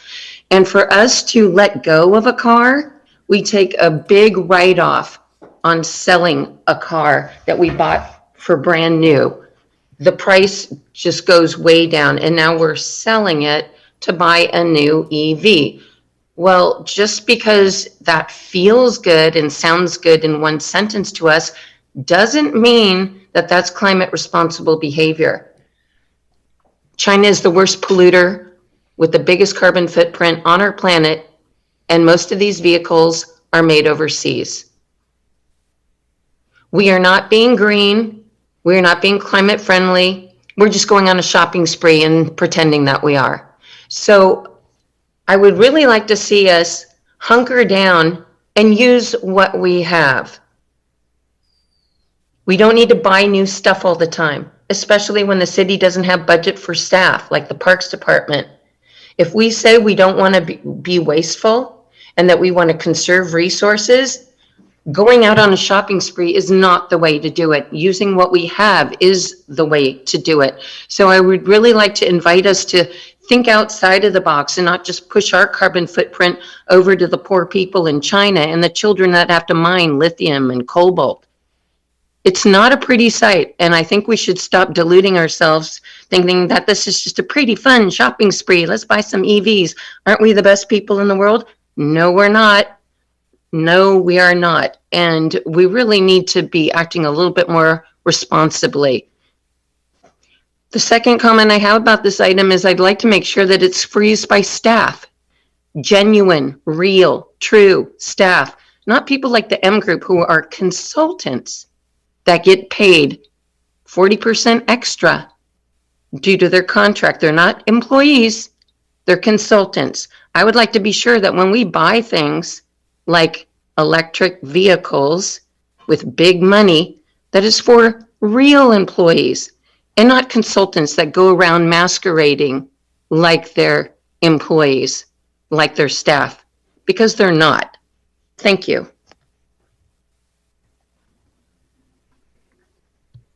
Mayor, there are no more virtual hands raised. Thank you. Thank you. That closes the public comment for that. Coming back to council, looking for a motion. Mr. Healy? So I would move agenda items 1, 3, 4, and 5. And so that's a motion, and do we have a second? Second. And second by Barnacle, and I did have one comment on that one. We have the tentative agenda in there, and I want to note that it doesn't note the closed session on at our next meeting, April 3rd.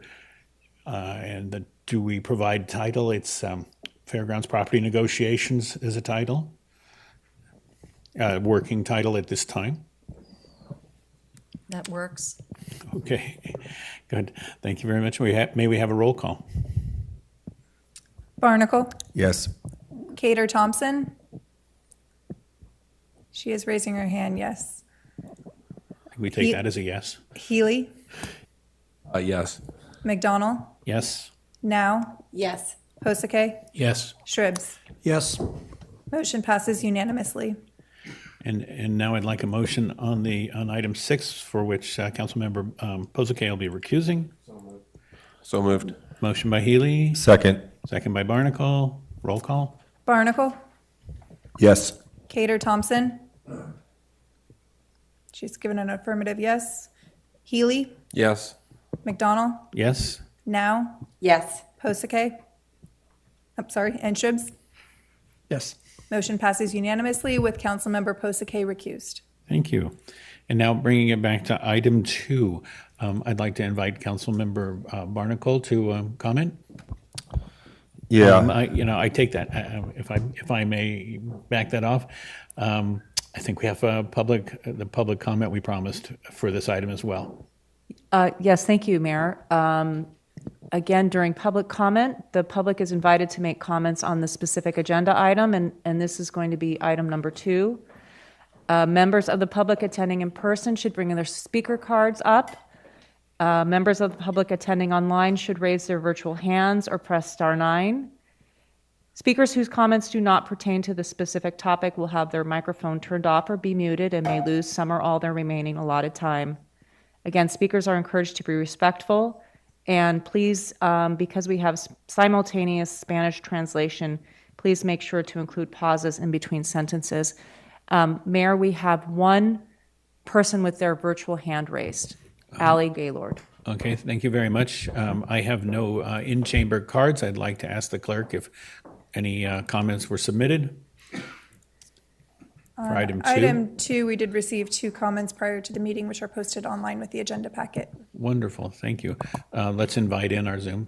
Okay, Allie, you may unmute yourself, please.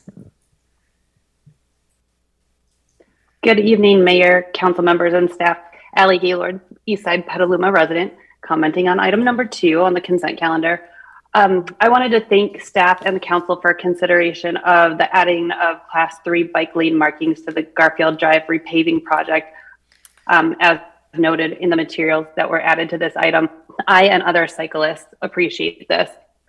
I just wanted to underscore the importance that a signed bikeway will have in this location, as well as the fact that the road conditions on this street, as far as width, traffic volume, and speeds, are similar to many other streets in Petaluma. So this will be a great first step to see how the implementation of this treatment works in other locations as new repaving projects are brought forward. Garfield Drive, as noted in the staff report, is a major connector for the community, for several community assets such as Weissman Park and the schools.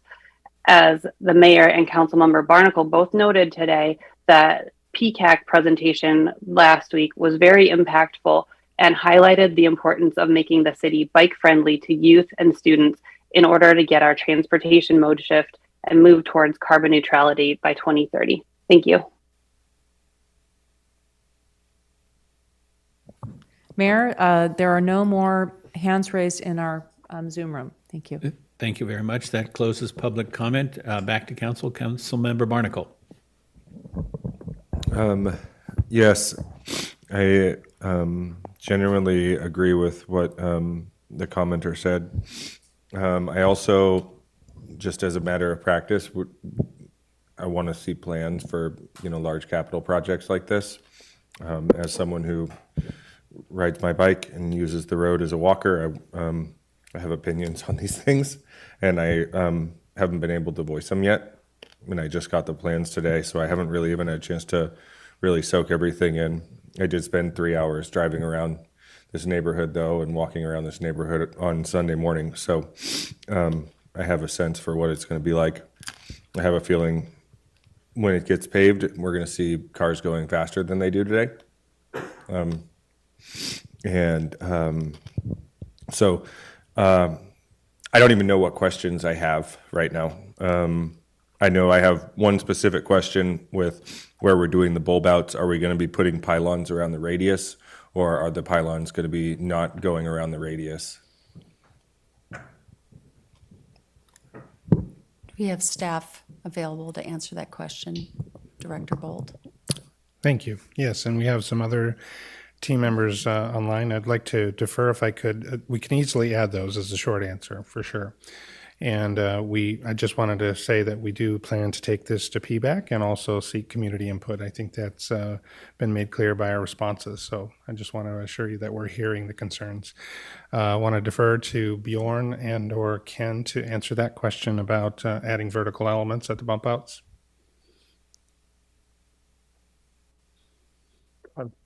I'll go ahead and start.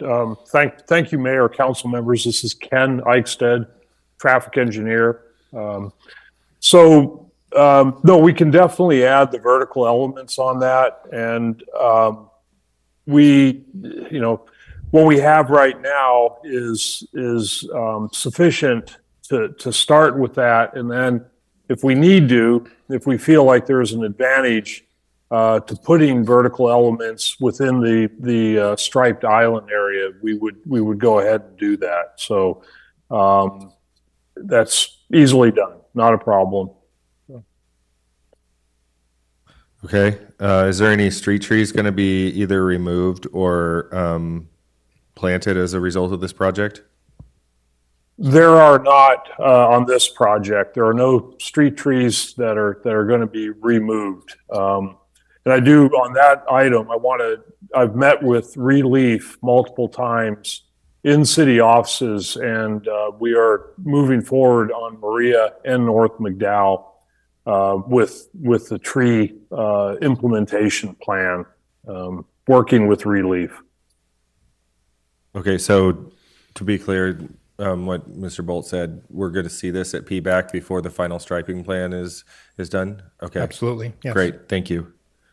With that, I'll move it then. All right, well, we have a motion, and we also have other council comments, so I'd like to go to Councilmember Pozike. Thanks, Mayor. I had a question for Mr. Bolt. In the staff report, it says bicycle facilities and, listed with other stuff, and I wondered what that referred to, based on what we've heard since.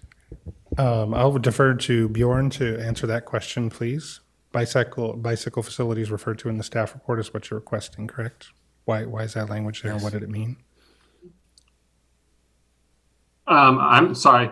Good evening, Mayor and council members. I'm actually not familiar with off the top of my head, how bicycle facilities were referenced in the staff report. What I can tell you is that we reviewed this, and we review all of our paving projects against our adopted bicycle and pedestrian master plan to look for opportunities to implement or upgrade bike facilities.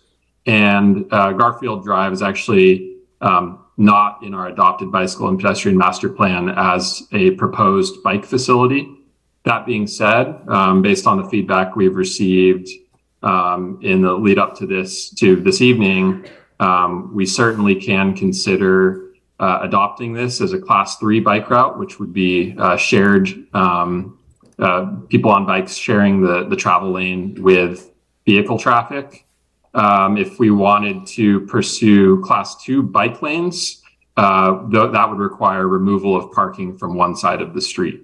And we'll outline basically our ability to provide bicycle facilities to both PBAC and to the community for additional feedback. Thanks. I suppose I just wanted to express my hope that that's not just in there as boilerplate. Correct. Thank you. Councilmember Shribs. Okay, on Garfield, since I traveled down Eli Boulevard going to Casa Grande High School for many years while I was teaching there, I noticed there's definitely a traffic pattern. And I think I would recommend that the traffic engineers take a look at how traffic in the morning, right before school starts, there's several hundred cars coming down to drop off students or whatever on that side and other sites. And there'll be several drivers that seem to want to take Garfield as an alternative route. And I've seen them actually take off from Eli, head up to Garfield, come around, and actually beat me to school. So they must be really zipping fast down Garfield at that time in the morning. So I want to make sure that we make an observation of the traffic pattern, especially coming off of Caulfield right there. A lot of folks will take a quick turn and then somehow get to school before I did. So I just want to make sure we check on that, and we really want to make sure that the speed is reduced down on that and discourage that little shortcut, that long shortcut that they're doing for time and the like. Patch that. But Garfield, definitely, I've used that for bicycling to and from, going up towards Sonoma. Garfield's a much more pleasant drive than Eli, and so definitely is worthy of a full bike lane travel to go to and from, and ending up there on Washington. But we also make sure that as we do this, that connection, once we get off at when Garfield meets Washington, getting across the street right there, so we have to come down. So just take a look at that intersection at Washington, because I have to come across there or come on down to the intersection and cross over. So just so that we have a little, maybe if we can do any form of precaution at that intersection, it would also be nice. Thank you. Thank you.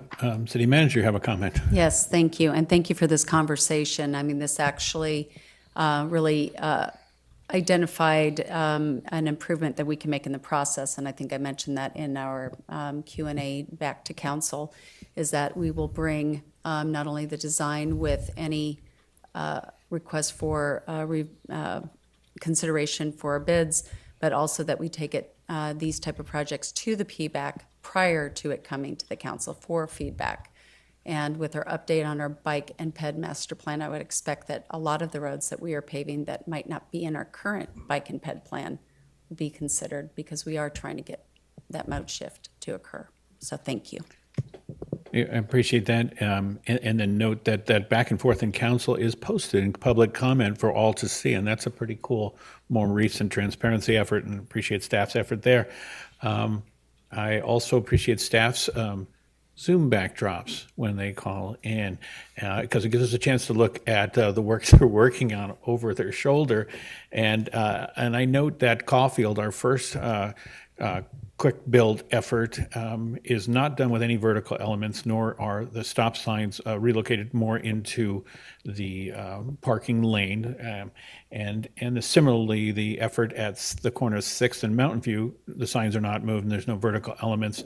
But at B Street, I think I want to root for that one, because it does have curb stops and it does have the stop signs moved out further into the lane. So I would love that to be our prototypical effort.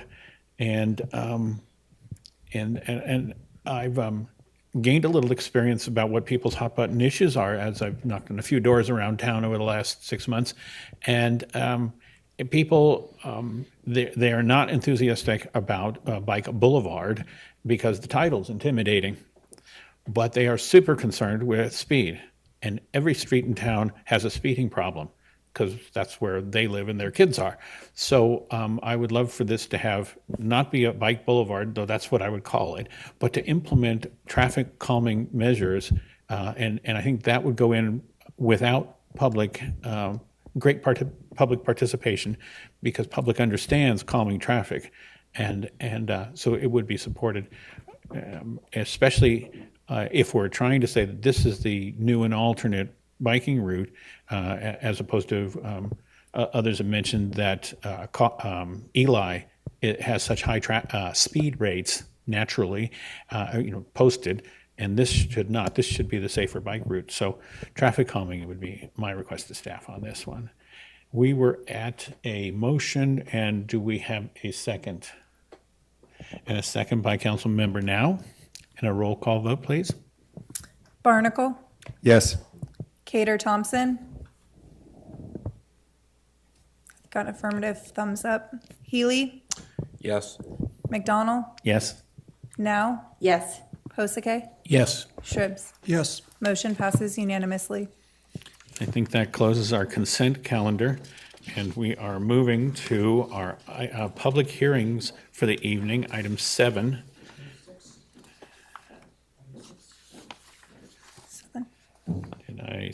Did we have a roll call vote on item 6? Yes. Good. So we can move to 7, and then that is a introduction, first reading of ordinances to change certain appropriations for operation of the City of Petaluma, July 2022, June 2023. Resolution updating the authorized funding permanent position schedule and further elements. And tonight, I believe, to help lead us through this, we have our finance director, Corey Gabrielio, on Zoom. Is that right? Yes. Welcome, Corey. Thank you, Mayor McDonald and members of the City Council. The city reviews its budget on a continual basis. 3 budget adjustments are typically presented annually, one at first quarter, one at mid-year, and the final one at year end. The proposed mid-year budget adjustments before you this evening are to the adopted budget for fiscal year 22-23. The majority of the budget adjustments presented are resulting from approved council action since adoption of the budget, along with project adjustments to better align fiscal 23 project budgets to actual estimated expenditures ahead of the fiscal year 24 budget cycle. Also included are revenue adjustments, increasing revenues to reflect recovery occurring sooner than expected, resulting in increased revenues expected through the end of the fiscal year. A detailed list of all the budget adjustments is included in the packet. Adjustments to non-general funds are mainly due to capital project changes and adjustments. Also included for informational purposes is a general fund update, which provides a recap of the revised budget and an updated forecast as of mid-year. We will be back to council with another update in a little over a month with the fiscal year 24 budget workshop and budget process. So it is recommended then this evening that the City Council adopt the attached ordinances to amend appropriations for the fiscal year ending June 30, 2023 budget. It is also recommended that the council adopt the resolution updating the authorized and funded position schedule. And I'm happy to answer any questions you might have. So any questions from the council? And seeing none, I'd like to open our public comment period.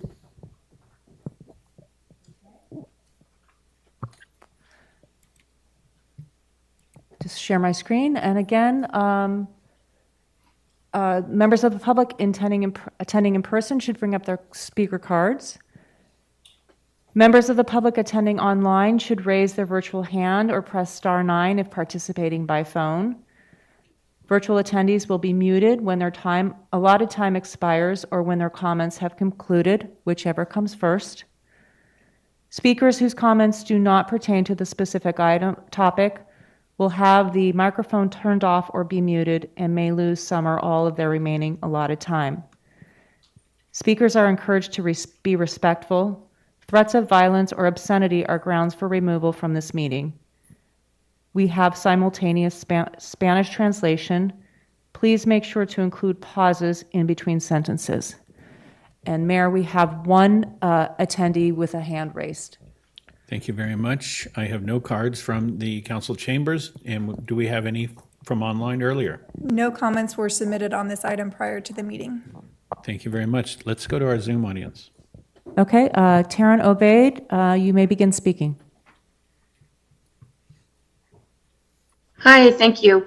I'd like for the City Council to please clarify what these items requested to being transferred or carried over, whether any of the salary will be used for quote unquote salary savings.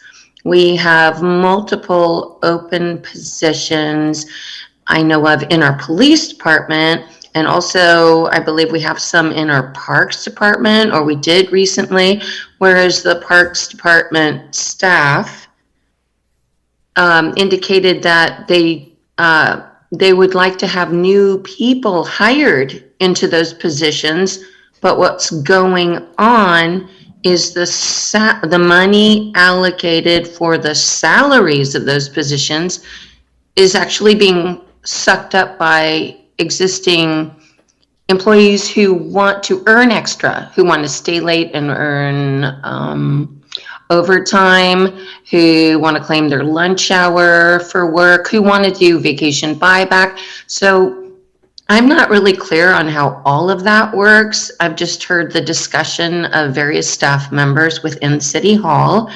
And I would like, please, if the City Council could clarify or exclude, how about exclude salary savings so that we can get new staff into some of these departments that are really hurting for manpower right now, rather than just holding these buckets of money aside as kind of like a perk or an added salary draw, almost like a bonus is how they describe it, to people that already work. So get new staff with the salaries.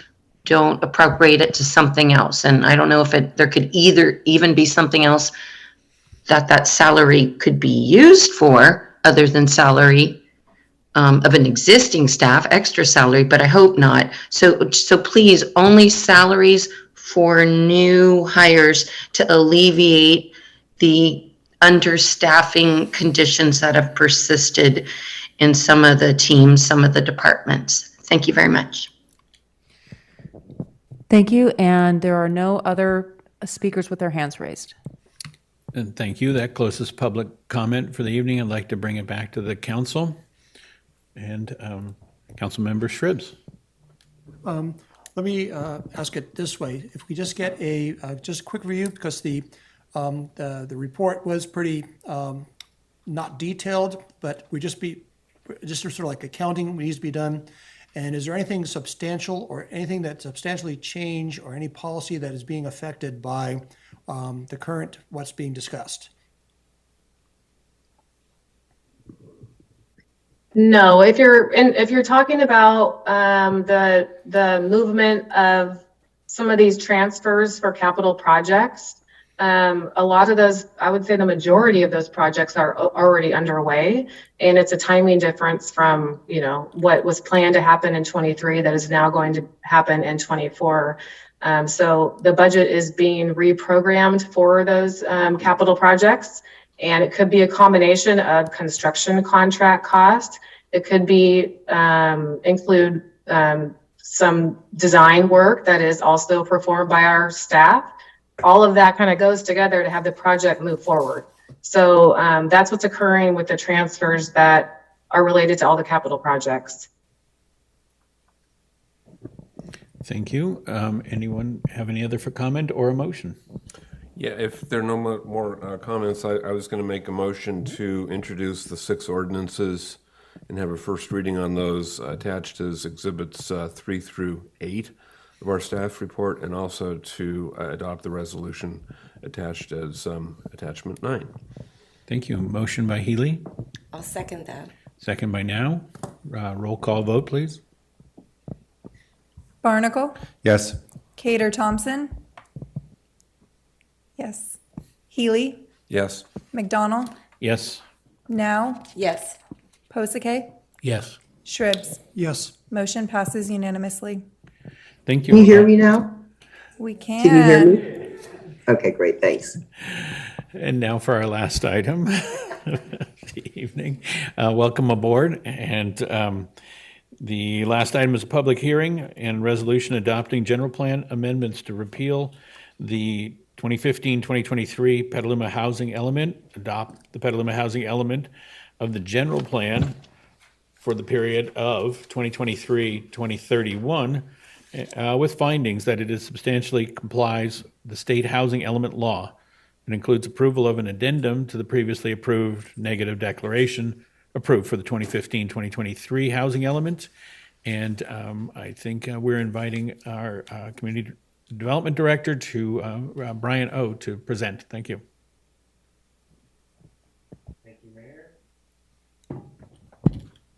Thank you, Mayor. And members of the council, members of the community. I just thinking about all the different topics that the council has discussed today. It pretty much covers anything that I imagine myself with my family to cover at the dinner table. And so just mindful of the time and the importance of all the work that this this group is leading the city through. So thank you for the opportunity for us as a community development department to talk to you about the housing element. There's a number of opportunities that we have done as staff. Okay. That's okay. And so what's before us, before we do a deep dive into the housing element and the potential consideration for adoption, wanted to just spend a little bit of time with a couple slides to talk through why we're doing this and why we're here. And so, really, this is the, as much as it is a exercise that each jurisdiction is required to go through every 8 years, it does provide a lot of guidance and direction to our staff on how we can move forward to house our community, and that covers the full spectrum. And so just wanted to highlight a few action items and opportunities that this council has prioritized over the last handful of years with the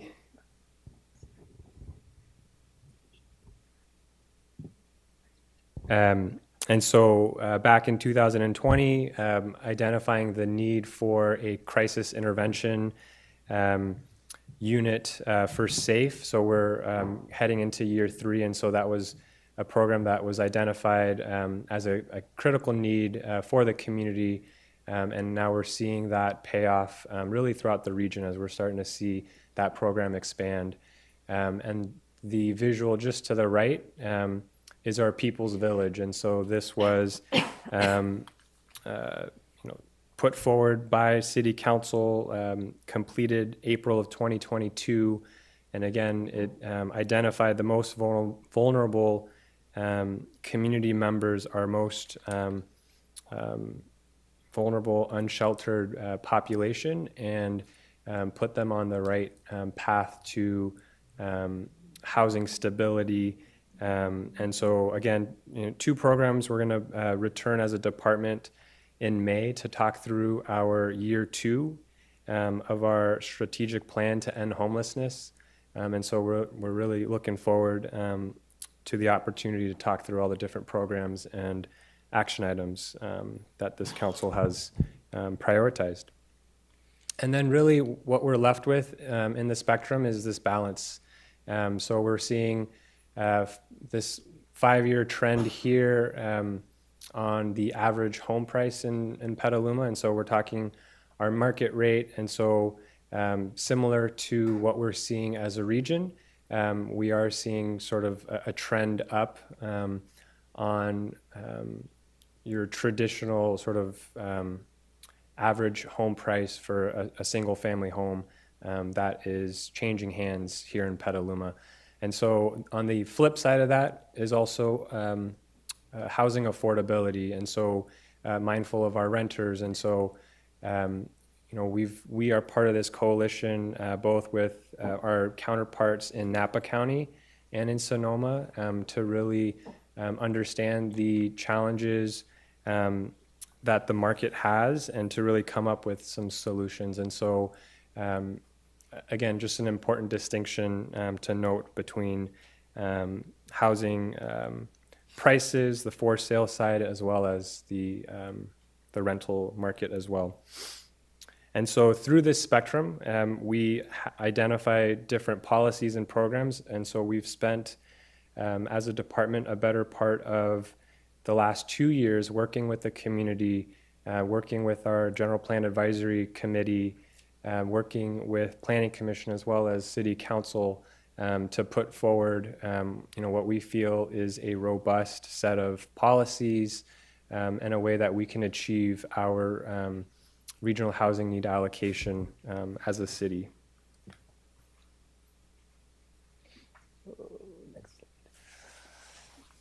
And so just a few examples of what we're seeing on the ground. And so we with the current housing element and the different policies and the different incentives, there really is a wide variety of housing that is being entitled and processed through the city. And so everything from transit-oriented development projects to mixed use. So we have the cooperative housing on the top right, and then we're seeing, just your typical single family, your one-for-one upgrades to also multifamily. So whether it's market rate rental, as well as 100% affordable housing. And so we are seeing that wide range.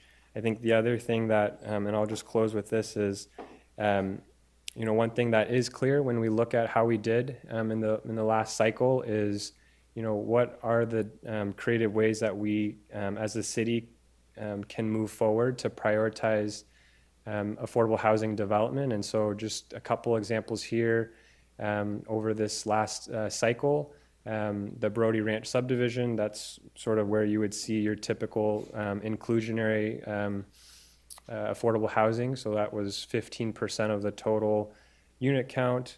And then we had a discussion a couple months back on the Mid-Penn project. And so that's on Petaluma Boulevard, and that's 100% affordable. And so there's not one way that we're seeing affordable housing successfully done in the city and throughout the region. And so it's the different policies that this city council has really been prioritizing as recent as late last year around the fee reduction for affordable housing projects.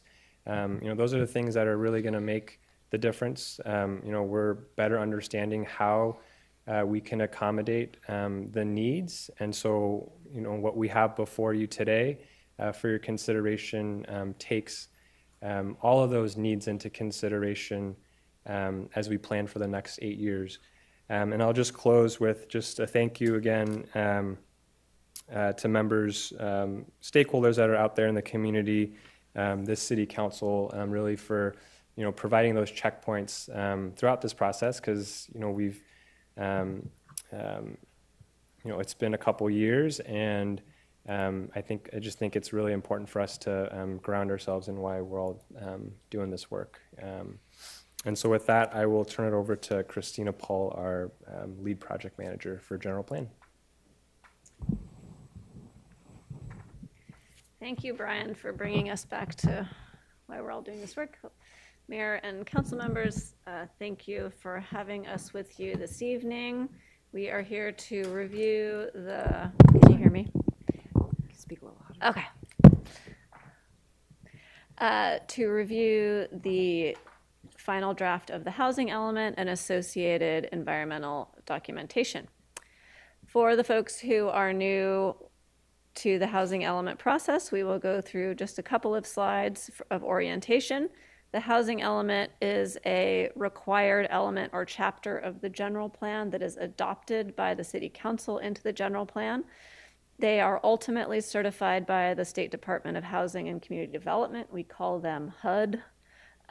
One of the key functions of the housing element is to demonstrate the capacity, the development capacity in the city to accommodate the housing assignment or allocation that we get through the state and through our regional planning organization, which we call our Regional Housing Needs Assignment, or RHNA.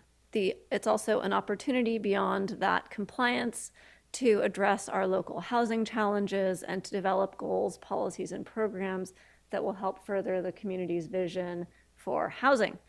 The housing element is renewed on an 8-year planning cycle, and this is a draft of our 6th cycle housing element. The housing element is accompanied by quite a few appendices. The housing element itself is where you will find the goals, policies, and action items. In this particular case, because we are not suggesting the rezoning of any parcels, this is really where the muscle of the housing element is, the places that the Petaluma is innovating as we do. The other key portion of the housing element, one other key portion is the site inventory that's found in Appendix C.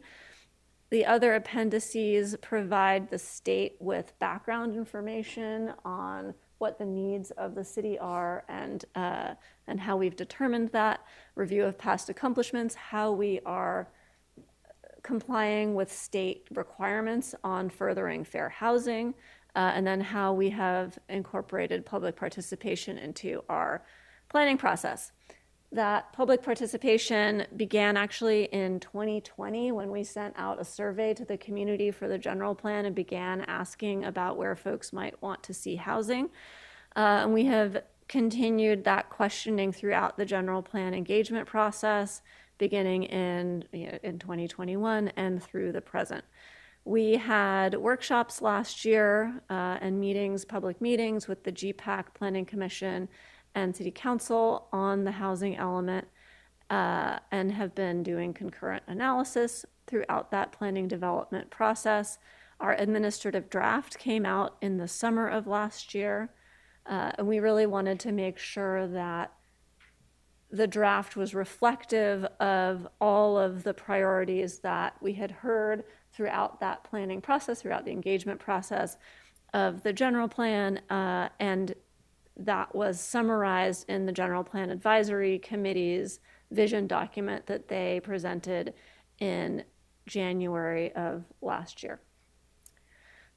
I won't go through all of the bullet points because we've talked about this a little bit before, but it's it's all there.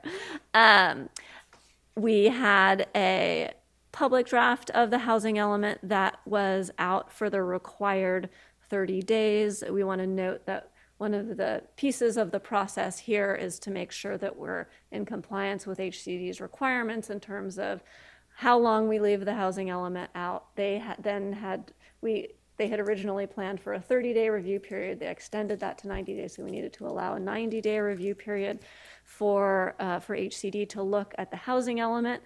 That happened starting at the end of October of last year, and then we got a couple of questions in the last week. So we clarified some data, and then we got our final letter from HCD on the 90th day. But we were in fact pleased with the letter, and we can talk about this a little bit more if the council is interested. But because we had put such an effort into the development of the housing element and gone through the process of making sure that we were in compliance with state law, et cetera, our letter was relatively quite short, and we got public comments from Transform and other consortiums of interested parties saying that this was one of the more complete elements that they had seen drafted. And that was reflected in, rather than getting a 20-page letter, we got a 5-page letter. We, since getting those comments in late January, have been working to produce a draft and review a draft as quickly as possible. So we brought some comments and suggested actions to council in February, and then came back to Planning Commission and are back with you today with a proposed final draft now, which we anticipate, if it's acceptable, submitting by the end of the month for HCD's then 60 days of allowed review before they make a decision on certification. I won't go through the slide, I just said it. It is important to note that in the site inventory, there have been no changes since we presented this last time. All of the sites that are identified in the site inventory are currently zoned for housing. We haven't suggested any changes. If you look at the table that summarizes how we might accommodate RENA, you will see some numbers change, but that's because HCD said that we needed to incorporate 2018 numbers for ADU production, which brought our number down from 18 to 16, which required the update of the entire affordable, affirmatively furthering fair housing chapter. But that is complete. Last time we were with you, we went through these 5 points, and I'm going to go through them one at a time and talk about the action that was suggested and that is reflected in the current draft. Regarding single room occupancy development, the Council and Planning Commission and General Plan Advisory Committee, and I won't go through all of those groups again, recommended creating a definition, working on a definition in the zoning code. Again, that won't be part of this element. This element is part of the general plan. The general plan is very high level, so it suggests actions to us. Updating the zoning code is an action that is repeatedly described in the housing element, which we anticipate updating actually as the general plan completes. As we have some direction around land use, we can start going with that zoning code update. And we anticipate looking at SROs in the MU, R4, and R5 districts, as well as potentially other districts. And we're targeting that zoning code update for the end of next year. We also got the instruction to consider minimizing tenancy timelines. For private open space, that is the open space that's on a multifamily development parcel. We are planning to look at other jurisdictions' standards to continue to prioritize livability, making sure that community character is part of our considerations when looking at new standards. And we could potentially look at our existing definitions, dimensional requirements, or potentially allowing developments to consolidate that space that's associated with an individual unit into more communal open space, roof decks, landscaping on the ground, or even publicly available, privately owned open space. On the subject of residential care facilities for 7 or more folks, we are writing that we will work towards conditionally permitting those uses in our mixed use and commercial zones, evaluating appropriate design and operational characteristics, and ensuring that ground floor activation is still required in our mixed use zones where that's a community and leadership desire. On the subject of parking, we are looking to remove or reduce the current parking requirements for multifamily units and to look at our parking requirements comprehensively, which work has begun to a certain degree already, and to encourage that mode shift that we were talking about earlier on, thinking about bike parking, et cetera, and keeping in mind the awareness that different parts of the city may have different requirements. Overall, this is an overarching statement. The state wanted us to be clearer in our language to say not we'll consider this, but we will consider this in this year, and then by this year or whatever date, we will take action. We also made a few clarifications around complying with housing law and added some unit production goals and worked to clarify methodologies following council's queries on that last month. Talking about those measurable targets for units developed, again, this was something that HCD asked for. We wanted to be clear on one point, which is that if we say that 50 units of this type and this type and this type could be developed, that one unit could count for those different types. So for example, one unit could count as an affordable unit, a senior unit, a veteran unit, and a unit for somebody with special needs, kind of depending on what the funding and the restrictions were for the occupation of those units. One target that we worked with in particular was the fact that given the tax increment financing, approximately 50 units is a very achievable size for an affordable housing development. We've been seeing quite a few of those in town, and so that's something that you'll see a multiplier of. And then other unit counts, like saying, we think that it is possible, for example, to convert 2 unpermitted ADUs to permitted ADUs per year. Our best estimates, given the level of demand that we anticipate. These aren't requirements that we have to comply with. What we need to do is we need to demonstrate a good faith effort to do this work to HCD. That's really what they're asking for. Okay, happy to answer any questions on those. So some examples of a couple of projects that we looked at to think about our targets are, for example, the PEP River City Senior Apartments that was completed last year and actually was completed after the deadline for counting it in this housing element. So we do get to count it in this housing element. It's a 54 total unit building. 53 of those units are affordable. All of those units are senior units, and because of their funding, 25 of those units are dedicated to veterans. And so similarly, looking at the Mid-Penn Washington Square development, which is currently in process, so it's not fully designed, so we don't have all the firm unit counts yet, but they have one source of funding which is targeted towards farm worker housing. And so we know that some of our units will come from farm worker housing. That's a good example of ways that staff can help to meet the targets that are in the housing element by helping to find funding sources that are relevant to the different audiences. And it's worth noting that several current projects have been focused on permanent supporting housing, which for very low income residents, which is particularly difficult to build. There were some updates to the appendices, largely fixing typos and making sure that the updates that we made were reflected throughout the document, and providing a little bit of additional information, making sure that our counts were up to date and so on. That was not in the right, okay. So we don't need to go to public comment right now. The comment is that we got one letter from Transform, which is in the packet, in response to this round of the housing element. If you go on the general plan website at planpetaluma.org, all of the versions of the housing element are there, and all of the comments that we've received are there if folks would like to review those.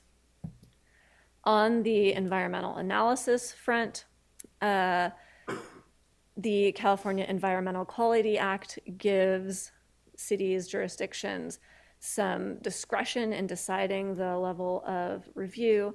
And in this case, the lead or responsible agency may choose to prepare an addendum rather than a supplemental or subsequent negative declaration if the following findings are made: that no new significant impacts will result from the project or from new mitigation measures, no substantial increase in the severity of the environmental impact will occur, and no feasible alternatives or mitigations that would reduce impacts previously not found to have been feasible are now found to be feasible. And this is the approach that the city took because, again, we're building off of the last housing element.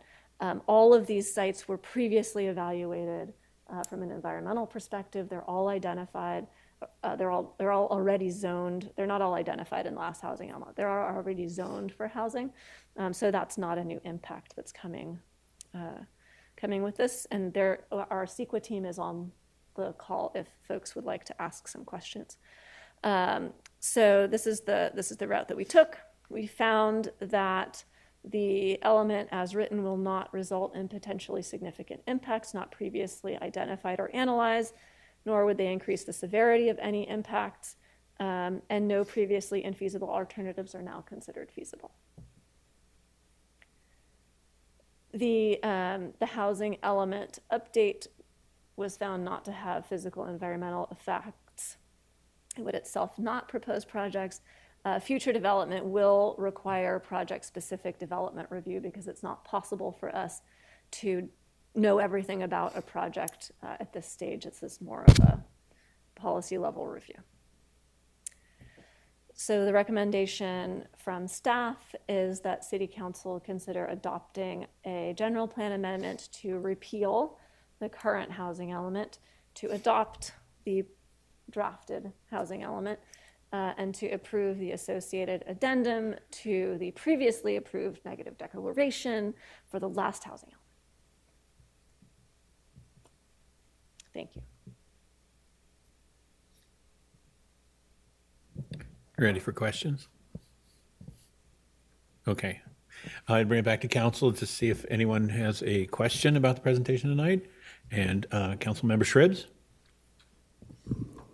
Okay, a few questions, actually.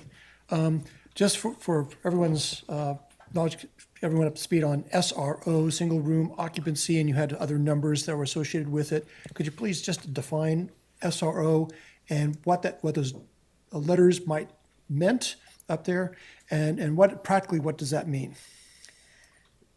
Yes, so I'm also going to call in Veronica Tam, who is our housing consultant from Ramey & Associates. She is on the line, but SRO stands for single room occupancy. And not being an expert in SROs, my understanding is that it's possible for the city to define what that could look like now. It historically looked like rooms with shared facilities, potentially shared kitchens and bathrooms. It's more common now to have smaller units that have some of those facilities integrated. So for example, the conversion of the America's Best Value Inn could be considered an SRO. And so that's something that we need to look into in more detail as we develop our zoning code. It's not something that we need to do now. Veronica, did you want to add anything?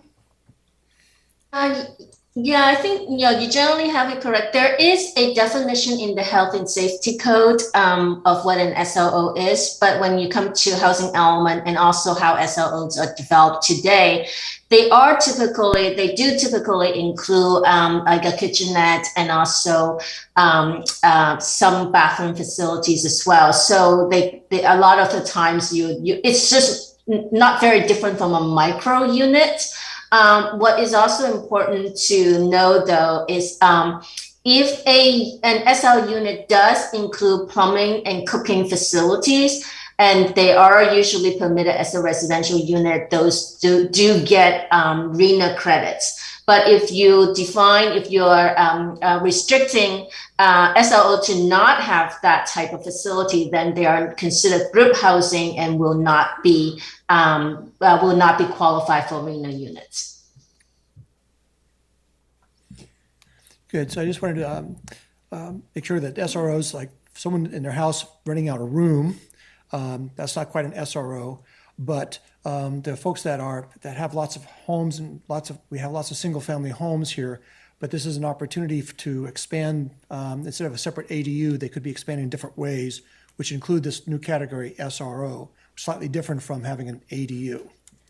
SLOs are typically multifamily. Most jurisdictions today actually permit SLOs as multi-family housing, usually about 4 or 5 units plus. They're not necessarily the same as they're typically not allowed or in single family neighborhoods. So most communities today do permit SLOs in multifamily or in commercial zones.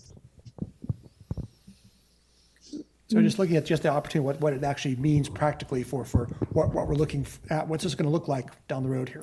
Right. Mayor Excuse McDonald, me. may I? Sorry, can I just briefly interrupt and ask all speakers to please pause between your sentences for our Spanish translators? Thank you. I just want to re-emphasize also that one of the things, and we talked about this a little bit when we were here talking about those policy discussions, was that our code doesn't currently define SROs. And so part of when we come back with the zoning text amendment, we will be creating a definition. There was some acknowledgement that we wanted to explore maybe beyond our multifamily and commercial zones, but we haven't done that yet. So there's like a placeholder in our housing element that says we will do that, but we haven't done that. So we will have some option to come back, look at the appropriate definition, look at the appropriate zones that we want to allow SROs when we make that text amendment. Okay, good, thank you. The next question deals with some of the practicality of meeting the RHNA requirements that were set. Like some of the charts, there were some numbers that were on the charts that were shifted here and there. It looks like cleaned up quite a bit. A lot of the language was cleaned up as I went through the new housing element. But the question that I was coming up with was, how are we going to support, or what are we going to do to outreach to encourage developers to help us meet the RHNA, to do it on the properties that we have selected? Because I know this is like opportunity for this is what we'd like to offer, but they're going to come up, oh, well, we want to do it over here, and this is what we want to do. So what are we going to do to really discourage going outside of those properties and encourage working in the properties we would like to see developed? So I'm glad you asked that question, because I do think there's a subtlety here that is a really important thing to reference. So in the housing element, there is a sites inventory, and that is where the city has identified capacity to meet our regional housing allocation. That doesn't mean it's they're the only sites in the city where residential can be built. Because there are a lot of properties in Petaluma that have residential zoning or zoning that allows residential that are not on that site inventory. So that's one thing that I think it's really important to acknowledge and just be really clear that not all properties that allow residential are in the site inventory. One of the things we did with this site inventory is we took many of the properties that were identified in our 5th cycle housing element as our sites inventory. We don't have those on our 6th cycle. And some of that was because we're in a different context. We didn't want sites that were high VMT. We didn't want sites with sensitive resources on them. We didn't want sites that were in the floodplain. So we really modified that site inventory to respond to the discourse and conversation we're having in the community. Now, one of the other things that will happen is with our general plan, we will be looking much more comprehensively at our land use. And so if there are shifts in our land use as we're going through that process, and maybe that changes some of the sites that we want on our site inventory, we can come back and modify and amend this site inventory and resubmit that to HCD if we desire, because we are in the process of a very significant community visioning conversation, creating the plan for our next 20 plus years. In terms of incentivizing them, there are some things. I believe there's a program about publishing available property and updating it annually so that developers can have a sense of what properties are there for residential development. So I think there's a program in there.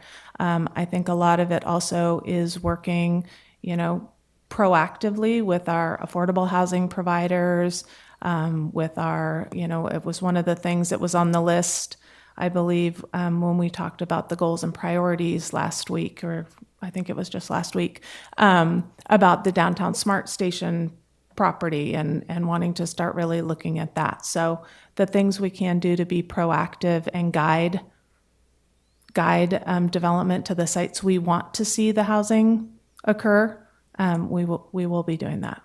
Very good, thank you. We've heard some concerns about some deadlines that may have been missed and some repercussions that may have happened, and all maybe tied in with builder's remedy. And I'm not really clear about any of that. Because I know with the GPAC, I thought we were meeting all deadlines. Could you just talk about that a little bit? Sure. So there has been a lot of shift through this process at the state level, across all jurisdictions, as Councilmember Healy mentioned in a meeting and talking about builder's remedy and stuff coming down from the state. Everyone is working very hard to try to address all of the new statutes, all of the new, as Christina mentioned, in the middle of this cycle, the review requirements shifted to require the 30-day, to require the 90-day, that HCD. So while all of that was shifting, and we were out there trying to get robust community involvement and trying to put forward a housing element that was the very best for Petaluma, there was time involved in that. So we are not alone. We are submitting ahead of most jurisdictions in ABAG, but what is being referred to as builder's remedy is part of a state statute that my understanding is it has been on the books since the 80s or 90s, I think, that is what is being referred to. And it's basically, it is if a city's housing element is not in substantial compliance, that there is one of the findings that the Housing Accountability Act lays out to disapprove a housing project, that you can't use until your housing element is adopted. Eric, anything to add to that? Thanks, Heather. That's accurate. And maybe another way to say it is that there is a prohibition in the Housing Accountability Act against disapproving or making infeasible by the decision-making body, meaning disapproving or making infeasible by conditioning, projects that include the required affordable housing components when that jurisdiction does not have a housing element that's been confirmed as being substantially compliant with the housing element law. We've heard talk from members of the public about this and concerns about it, and we've certainly been focused on that because one of our jobs is to preserve the council's discretionary authority to balance all the competing interests it needs to balance when these projects come forward, including delivering of housing, including preserving community character, including preserving our environmental resources, et cetera. So these are exceedingly complicated statutes. I know one of the things that I've been working on as president of the City Attorney's Department of the California League of Cities with my colleague officers is to get more focus and pool more of our expertise on exploring and reaching conclusions and sharing information with the member cities, which is virtually all of them, about these topics because even the experts are struggling with it, and we're starting a practicum series of getting the city attorney department practitioners to have these discussions and suss out more of these issues. But so far, what we've seen in Petaluma, and you'll be able to impact that depending on your decision tonight, is I've not seen any projects that are able to qualify for the builder's remedy fix, if you will, to what would otherwise be a non-conforming project that wouldn't be eligible to be approved because it wouldn't satisfy applicable general plan or zoning requirements. What the builder's remedy really does is kicks that non-conformance out as a basis for rejecting a project. But so far, from what we've seen, I've not seen any projects that are going to accomplish that and be eligible for approval when they otherwise wouldn't be as a result of the builder's remedy. And once we have an approved housing element, that threat goes away. Okay, so there's no technicality here that we may have missed that would cause us problems down the road here that's being referred to. So these technicalities were equal to or all the other cities that are dealing with the same situation that we are. So it's like, I'm just looking for that technical reason why some developers with their lawyers might come back and say, oh, okay, well, we're going to force something down you because you didn't meet some technicality. Well, it could, you can concede, I think it's easy to see how it could be very attractive to a developer with a project they want to build that's not conforming with the applicable zoning and general plan that gets to bypass that hurdle. But an antidote for that is an approved housing element. Okay, so we're on the right track still and everything. That's right. So basically, we shouldn't have to worry about that at this point. We are looking at it very closely. There's no projects that I'm seeing right now that are able to take advantage of that. And as I say, an antidote for that is an approved housing element. Okay, thank you. Which is before you tonight. That's all my questions. Thank you. Councilmember Healy. Thank you. I had a couple kind of down in the weeds questions. I was intrigued that a visual of the Pacifica apartments was put up. Are we counting those as a pipeline project in our housing element? We are not. Really? Okay. Right? We did not include that in a pipeline project. No, we did not. Okay. Okay. I like that question made me doubt myself for a second, but. I was curious because I think that project got approved in 2020 and they haven't pulled building permits or turned any dirt. So when do those approvals expire? They actually just submitted I believe might be their final extension, request for extension. So I don't know the exact date, but I think it might be the last of the 3 one-year extensions that they could ask for. They did submit an application asking for Okay, that and extension. are you in contact with them? Is there any possibility that they might actually move forward with their Yeah, approvals? they are talking with staff about modifications. And I assume that's kind of in the cost-saving category? Correct. Okay. Thank you. Okay, well, I'm actually glad to hear that it's not considered a pipeline project, because I think it's pretty tenuous at this point.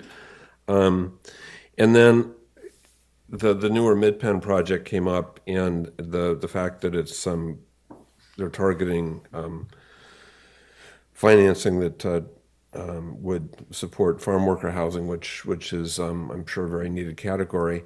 But I don't really recall that being part of the presentation when we approved spending $500,000 of city funds on that. Correct me if I'm wrong, but farm workers seem to be the least likely group of folks who are going to ride SMART or public transit to get to work. And I think that just underscores my concern with that project, that 0.4 parking places per unit is probably wishful thinking on steroids, especially if it's going to be targeted at farm workers. I mean, how else do you expect those folks to get to work? So I think there do need to be some reality checks in what we're doing around here. I'll support the housing element tonight. I think parts of it are unrealistic, but we'll see. Thank you. Councilmember Barnacle. Thank you. So would SROs include non-congregate interim housing as well?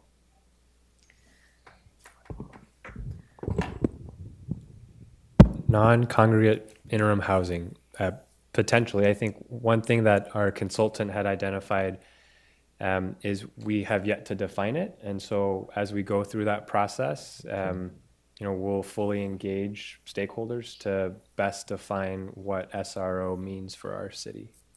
Great. So again,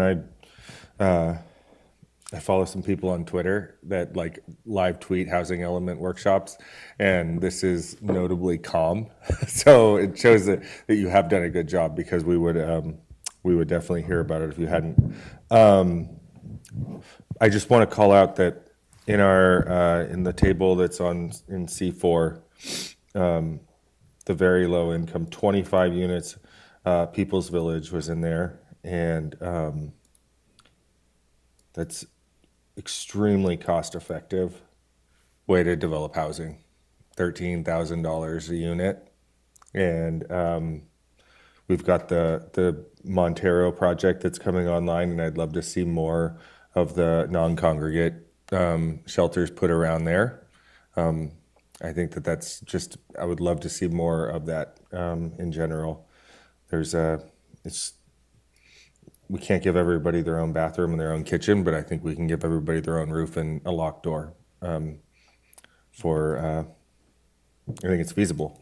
So other than that, I really appreciate the work that went into this, all the community workshops and effort. So thank you.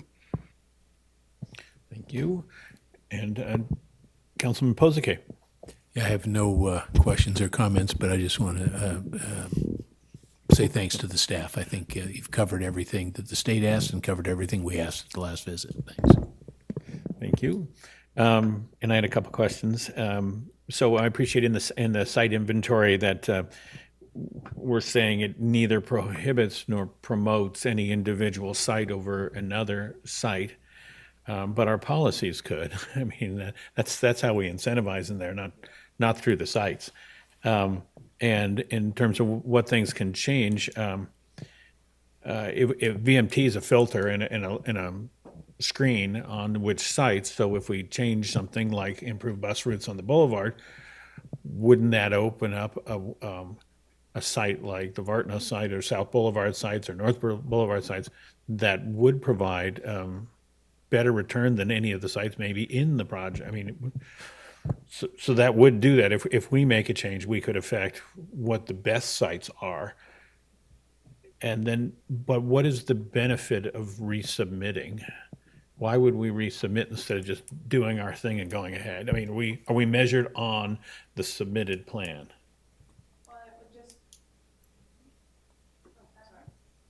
It's on now. Okay. I don't know that we will resubmit, but part of it is looking at what happens when we're talking about land use more holistically, not just around the housing element, but when we talk about land use more holistically, is there something that comes up where we really, one side isn't right, or we want to, I don't know all the ifs that we could run into. Well, we're not compelled. No, we're not compelled, but what I was just trying to say is we're also not locked in stone because we're doing such a big city rethink. I was just trying to emphasize that it doesn't mean we can't change anything for 8 years. Thank you. And I too was intrigued by the pretty photographs. They attract everybody's eye. Riverscape was one of the photographs on there, and I believe the first pass at that was 10 years ago when entitlement happened, or 7-8 Riverfront area, and then it's been through lately again with a revision for work live. 2 years now back. But my question is have you heard from them about a building permit? Are they a real project, or because we entitle 10 times the number of things that actually build. Actually, with Riverscape, even though it was approved kind of in concept 10 years ago with the full riverfront project, the townhome part of the riverfront project, but it just came last year, actually, because we're talking about this. They just got their entitlements in 2022. So that project is still relatively on schedule. I think they need a final map because it was a townhome project with actual land. So I don't know if they've submitted their final map yet. They walked away from the riverfront entitlement for whatever it was supposed to be apartments, and they kind of, things take forever. It's just my point, I guess. Yeah, it was going to be, I think, 40 or 42 townhomes, and it ended up being, I believe, 50, and there was some work-live units along, what is that, Hopper, that turns the corner there? So some of that frontage, and then there was some smaller flat units added and some ADUs, so it evolved during that SPAR project, the SPAR and the individual map project for that component. So what was approved with the riverfront was kind of a concept of about 40 townhomes in this section of the larger project. And if I may add, I was just talking with the project planner on that I understand that the townhomes are coming, and then also potentially some apartments around that oval roundabout. So there are a couple of different pieces filling in. 2 different development types are going in there, yeah. Because the length of time to completion is staggering. Brody Ranch is still being touted, and that's 10 years. But it did great things for putting inventory into condo affordable as well as single family available. But your slide 3 showed 26 housing sold in a year. And is there a policy that, 2 perspectives. One, if people don't move, people don't get to move in, and people age, and there's no family housing in the community. And, is there a policy that addresses that? And then, of course, there's the second one, is if no house is sold, our property tax base doesn't go up. And is there a policy on fixing that? 2 questions there.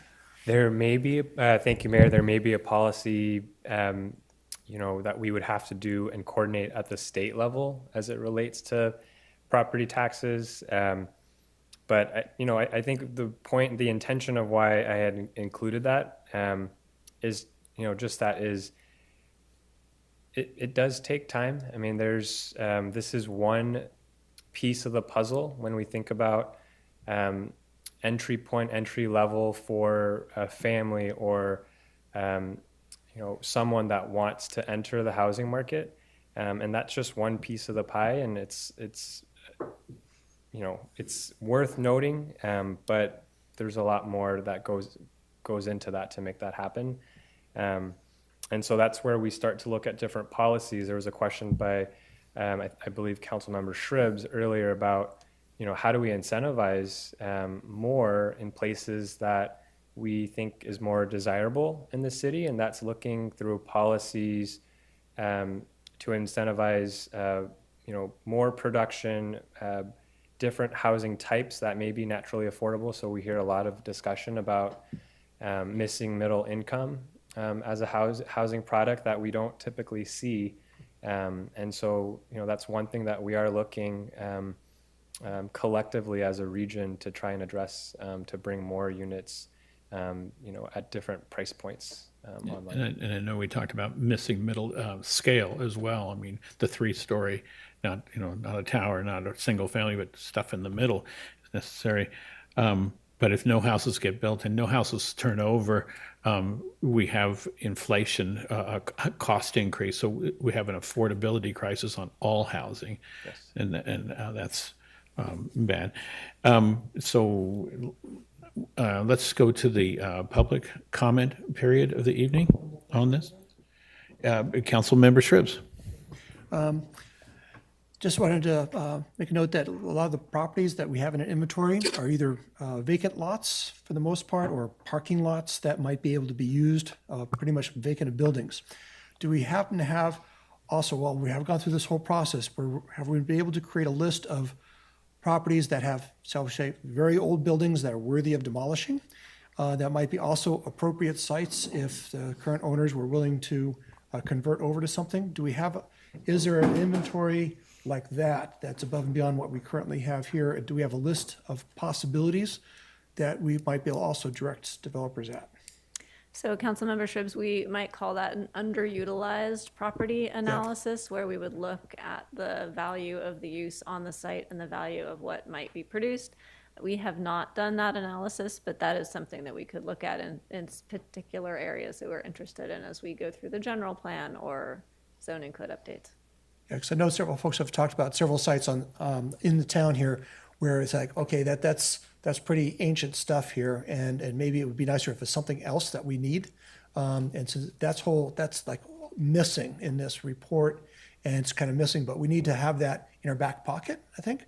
So that's one thing I'd like to see at least worked on down the road here, whenever there is time and effort to do that, to actually identify those properties that might look really useful if we did that conversion, because right now we're only looking at basically vacant lots and parking lots for right now. If I may, Council, it sounds like Councilmember Shribs is reminiscing about the loss of redevelopment, because that's what we used to do, the blight findings, et cetera, and helping direct the redevelopment dollars to incentivize by things like property acquisition and other ways of partnering with developers to turn over the infrastructure. That's how we got the theater district, for example. That was probably the city's biggest redevelopment project.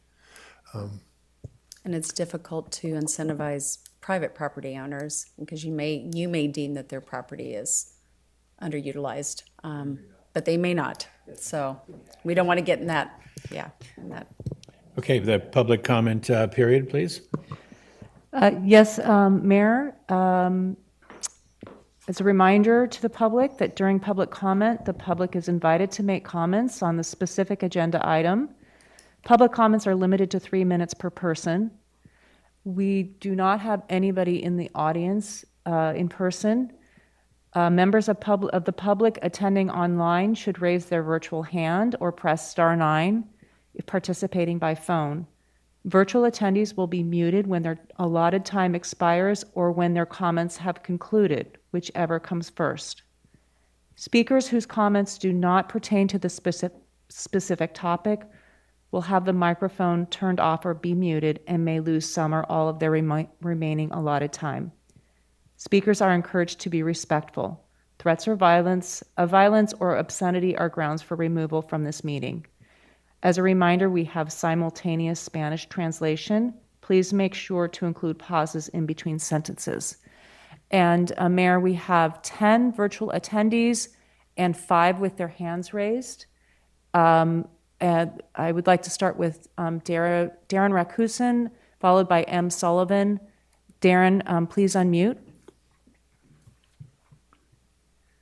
Thank you, moderator. I just want to say this most recent iteration, I think there were some great changes, particularly to Program 27 for farm worker housing. I appreciated the downshift in assumptions on parking lot redevelopment for some of the reasons why that's a challenge that were just discussed. And in the last Planning Commission meeting where we reviewed this, I did bring up the topic of this kind of window, and I appreciate the feedback on that January 31st deadline, that a lot of municipalities are struggling to hit that mark. And with a 3-month turnaround time with the state, you can see why that would be the case. But, I, at that meeting, sent a letter to Dylan Brady regarding a November 2022 ruling by a state district court where a judge ruled that state housing laws do not apply to a project until after a city certifies the project's environmental review. And this was coming in regards of response to a San Francisco development.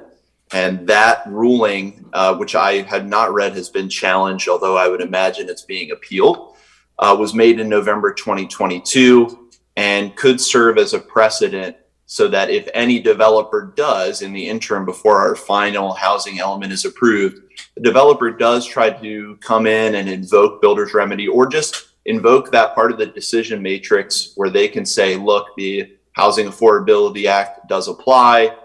So now there is no discretion for our city to deny the project because, as Attorney Danley rightfully pointed out, having a compliant housing element is really the only discretionary tool retains as a bulwark to retain any sort of discretion to determine if a project is consistent with the objective general plan, zoning, subdivision, and design standards and criteria.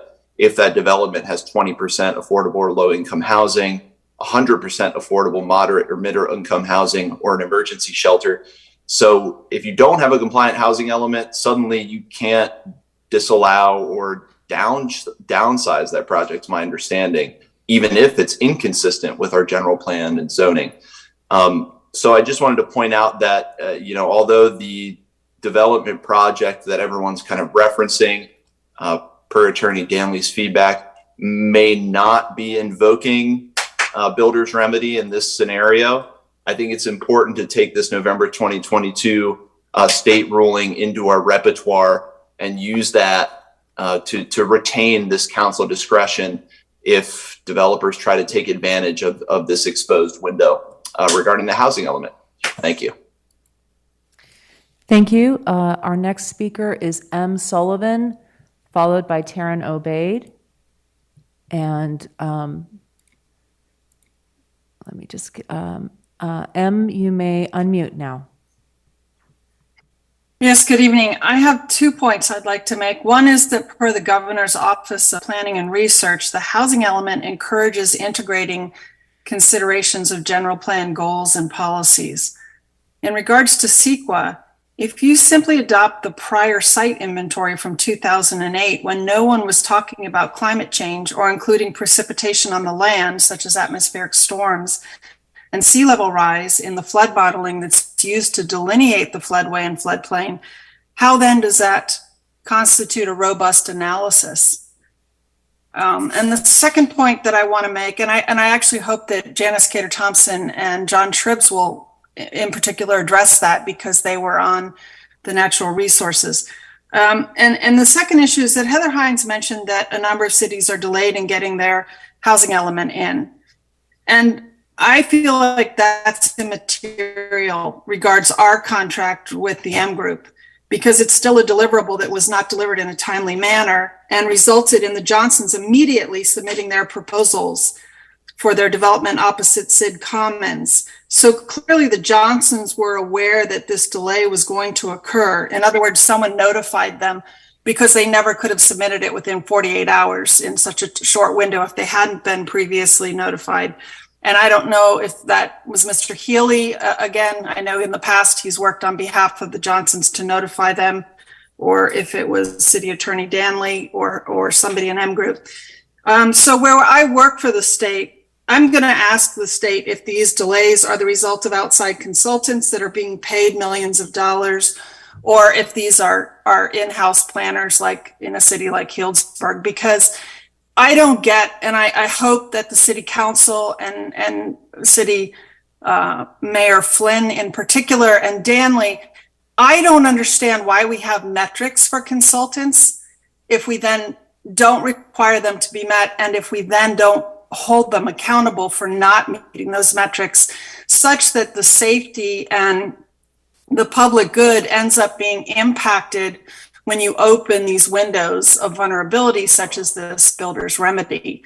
And Mr. Healy and all of you on the city council who did not address this after Taryn and I raised the issue, it really disgusts me, because it's just unacceptable for us to look like we don't know what we're doing, and that we're not monitoring this contract, and that we're not holding people accountable. I mean, this is 2.4 million in 2 layers of consultants. So let's see which other cities didn't meet that, and if they had, these professionals working. Thank you. Thank you. Our next speaker is Taryn Obaid, followed by Callum Weeks. Taryn, you may unmute. Thank you. Wow, that was a terrific comment, public comment, a couple of them. Thank you. I can tell you that experts are not struggling. Yeah, some cities, their staff may have missed this. There are some cities, but that's not an excuse. That reminds me of my dad telling me when I was a kid and I would use an excuse, well, so-and-so's doing it. And he'd say, well, if they're walking off a cliff, would you too? That's not an excuse when we're paying millions of dollars. Experts are not struggling. I attend Cali meetings, and it's common knowledge that you needed to get your housing element draft in over 3 months in advance because they had to turn around finalization. So if I know that, and I'm not even a planner, how the heck is it that we're paying millions of dollars to people that flubbed it? And with all due respect, Danley, you say that you don't see, quote unquote, see a risk. That doesn't sound like the attorneys I know and how they address risk. And with all due respect, you said that you didn't see how to decertify the Rainier connector when a citizen who's a land use attorney the very next day sent the city council a letter showing them exactly the proof how other cities decertify their highways and streets that are on their agendas.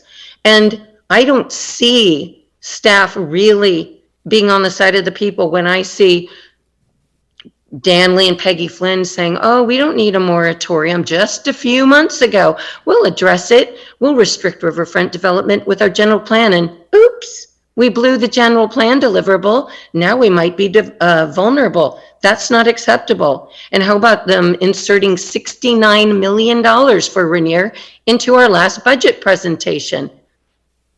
And what about the Greenway Park that everybody's working on? How is that being compromised now in terms of their attempts to acquire, their hard work to acquire land for the Greenway Park, which is a part of our general plan, and now it's potentially in peril? Facts are facts. We hired the M Group for a deliverable, and they can make excuses and they can giggle and put out energy that, oh, this is no big deal. But you know what? To the public, it is a big deal. And the fact that we're talking about it right now, this is money. Time is money. Staff time is money. This is not something that just group think and act like we're all friends and shove it under the rug. This is money and we must hold them accountable. We're still not compliant. You haven't finalized it. And I don't see that retroactively when you approve this tonight, that retroactively the Johnsons, who 16 of them contributed maximum campaign contributions to Healy's campaign, are going to go away. Thank you. The next person to speak is Callum Weeks. And Callum, will you unmute, please?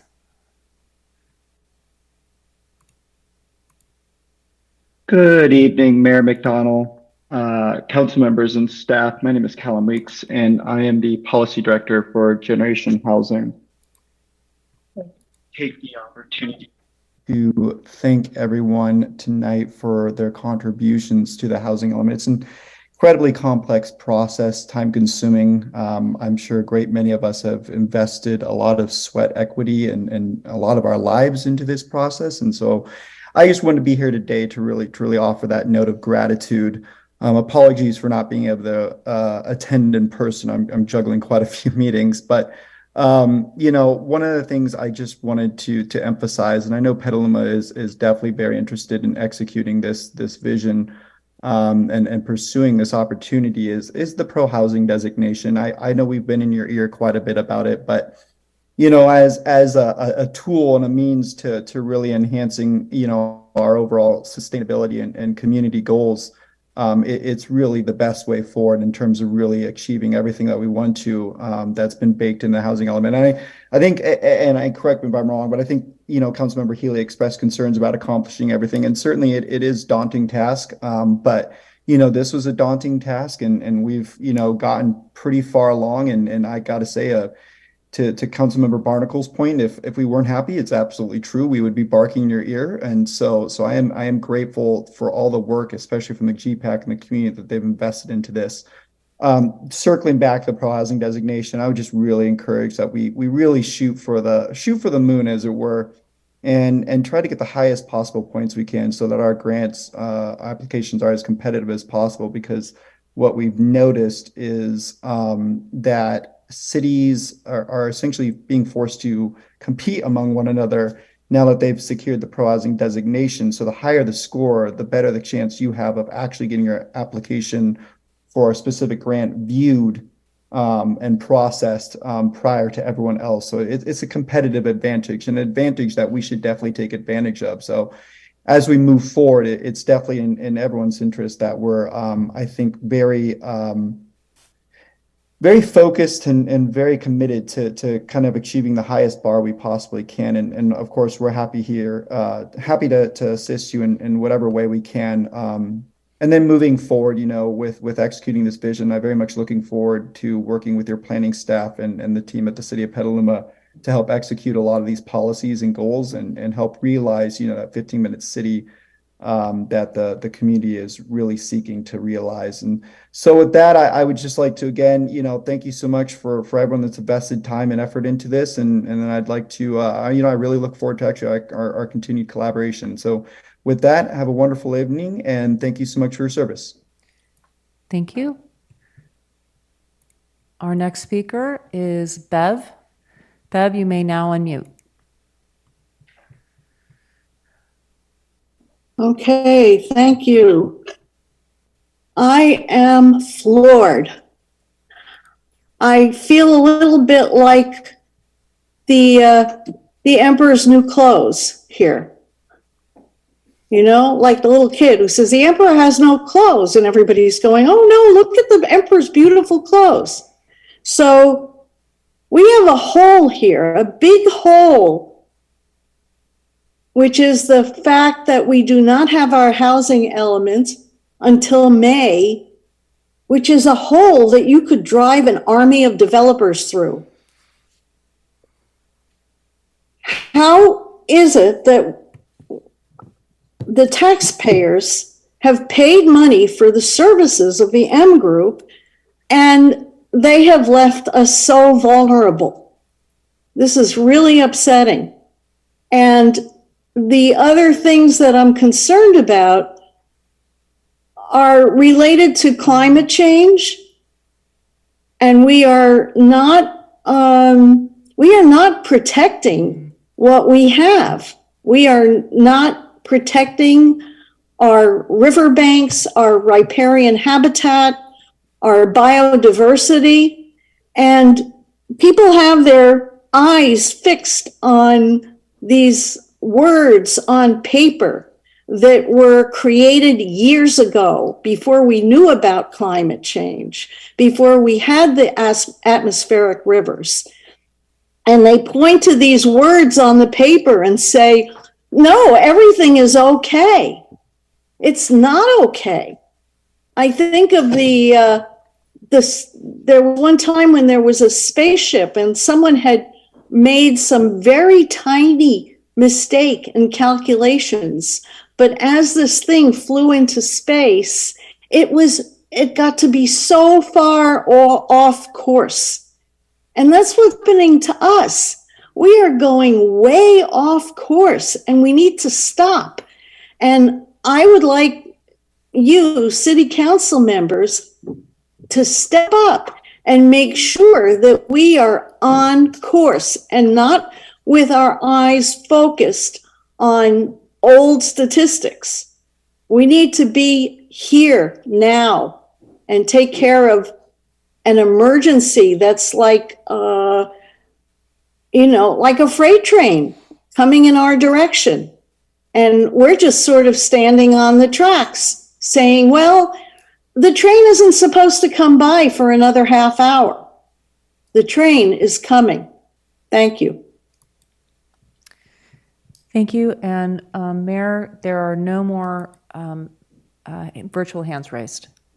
Thank you very much. That'll close our public comment for the evening.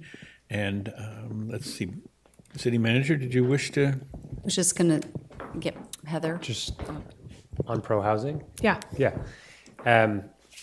Thank you, Mayor. And so per the direction that City Council had provided us last month, we were able to submit our designation for pro housing consideration to the state.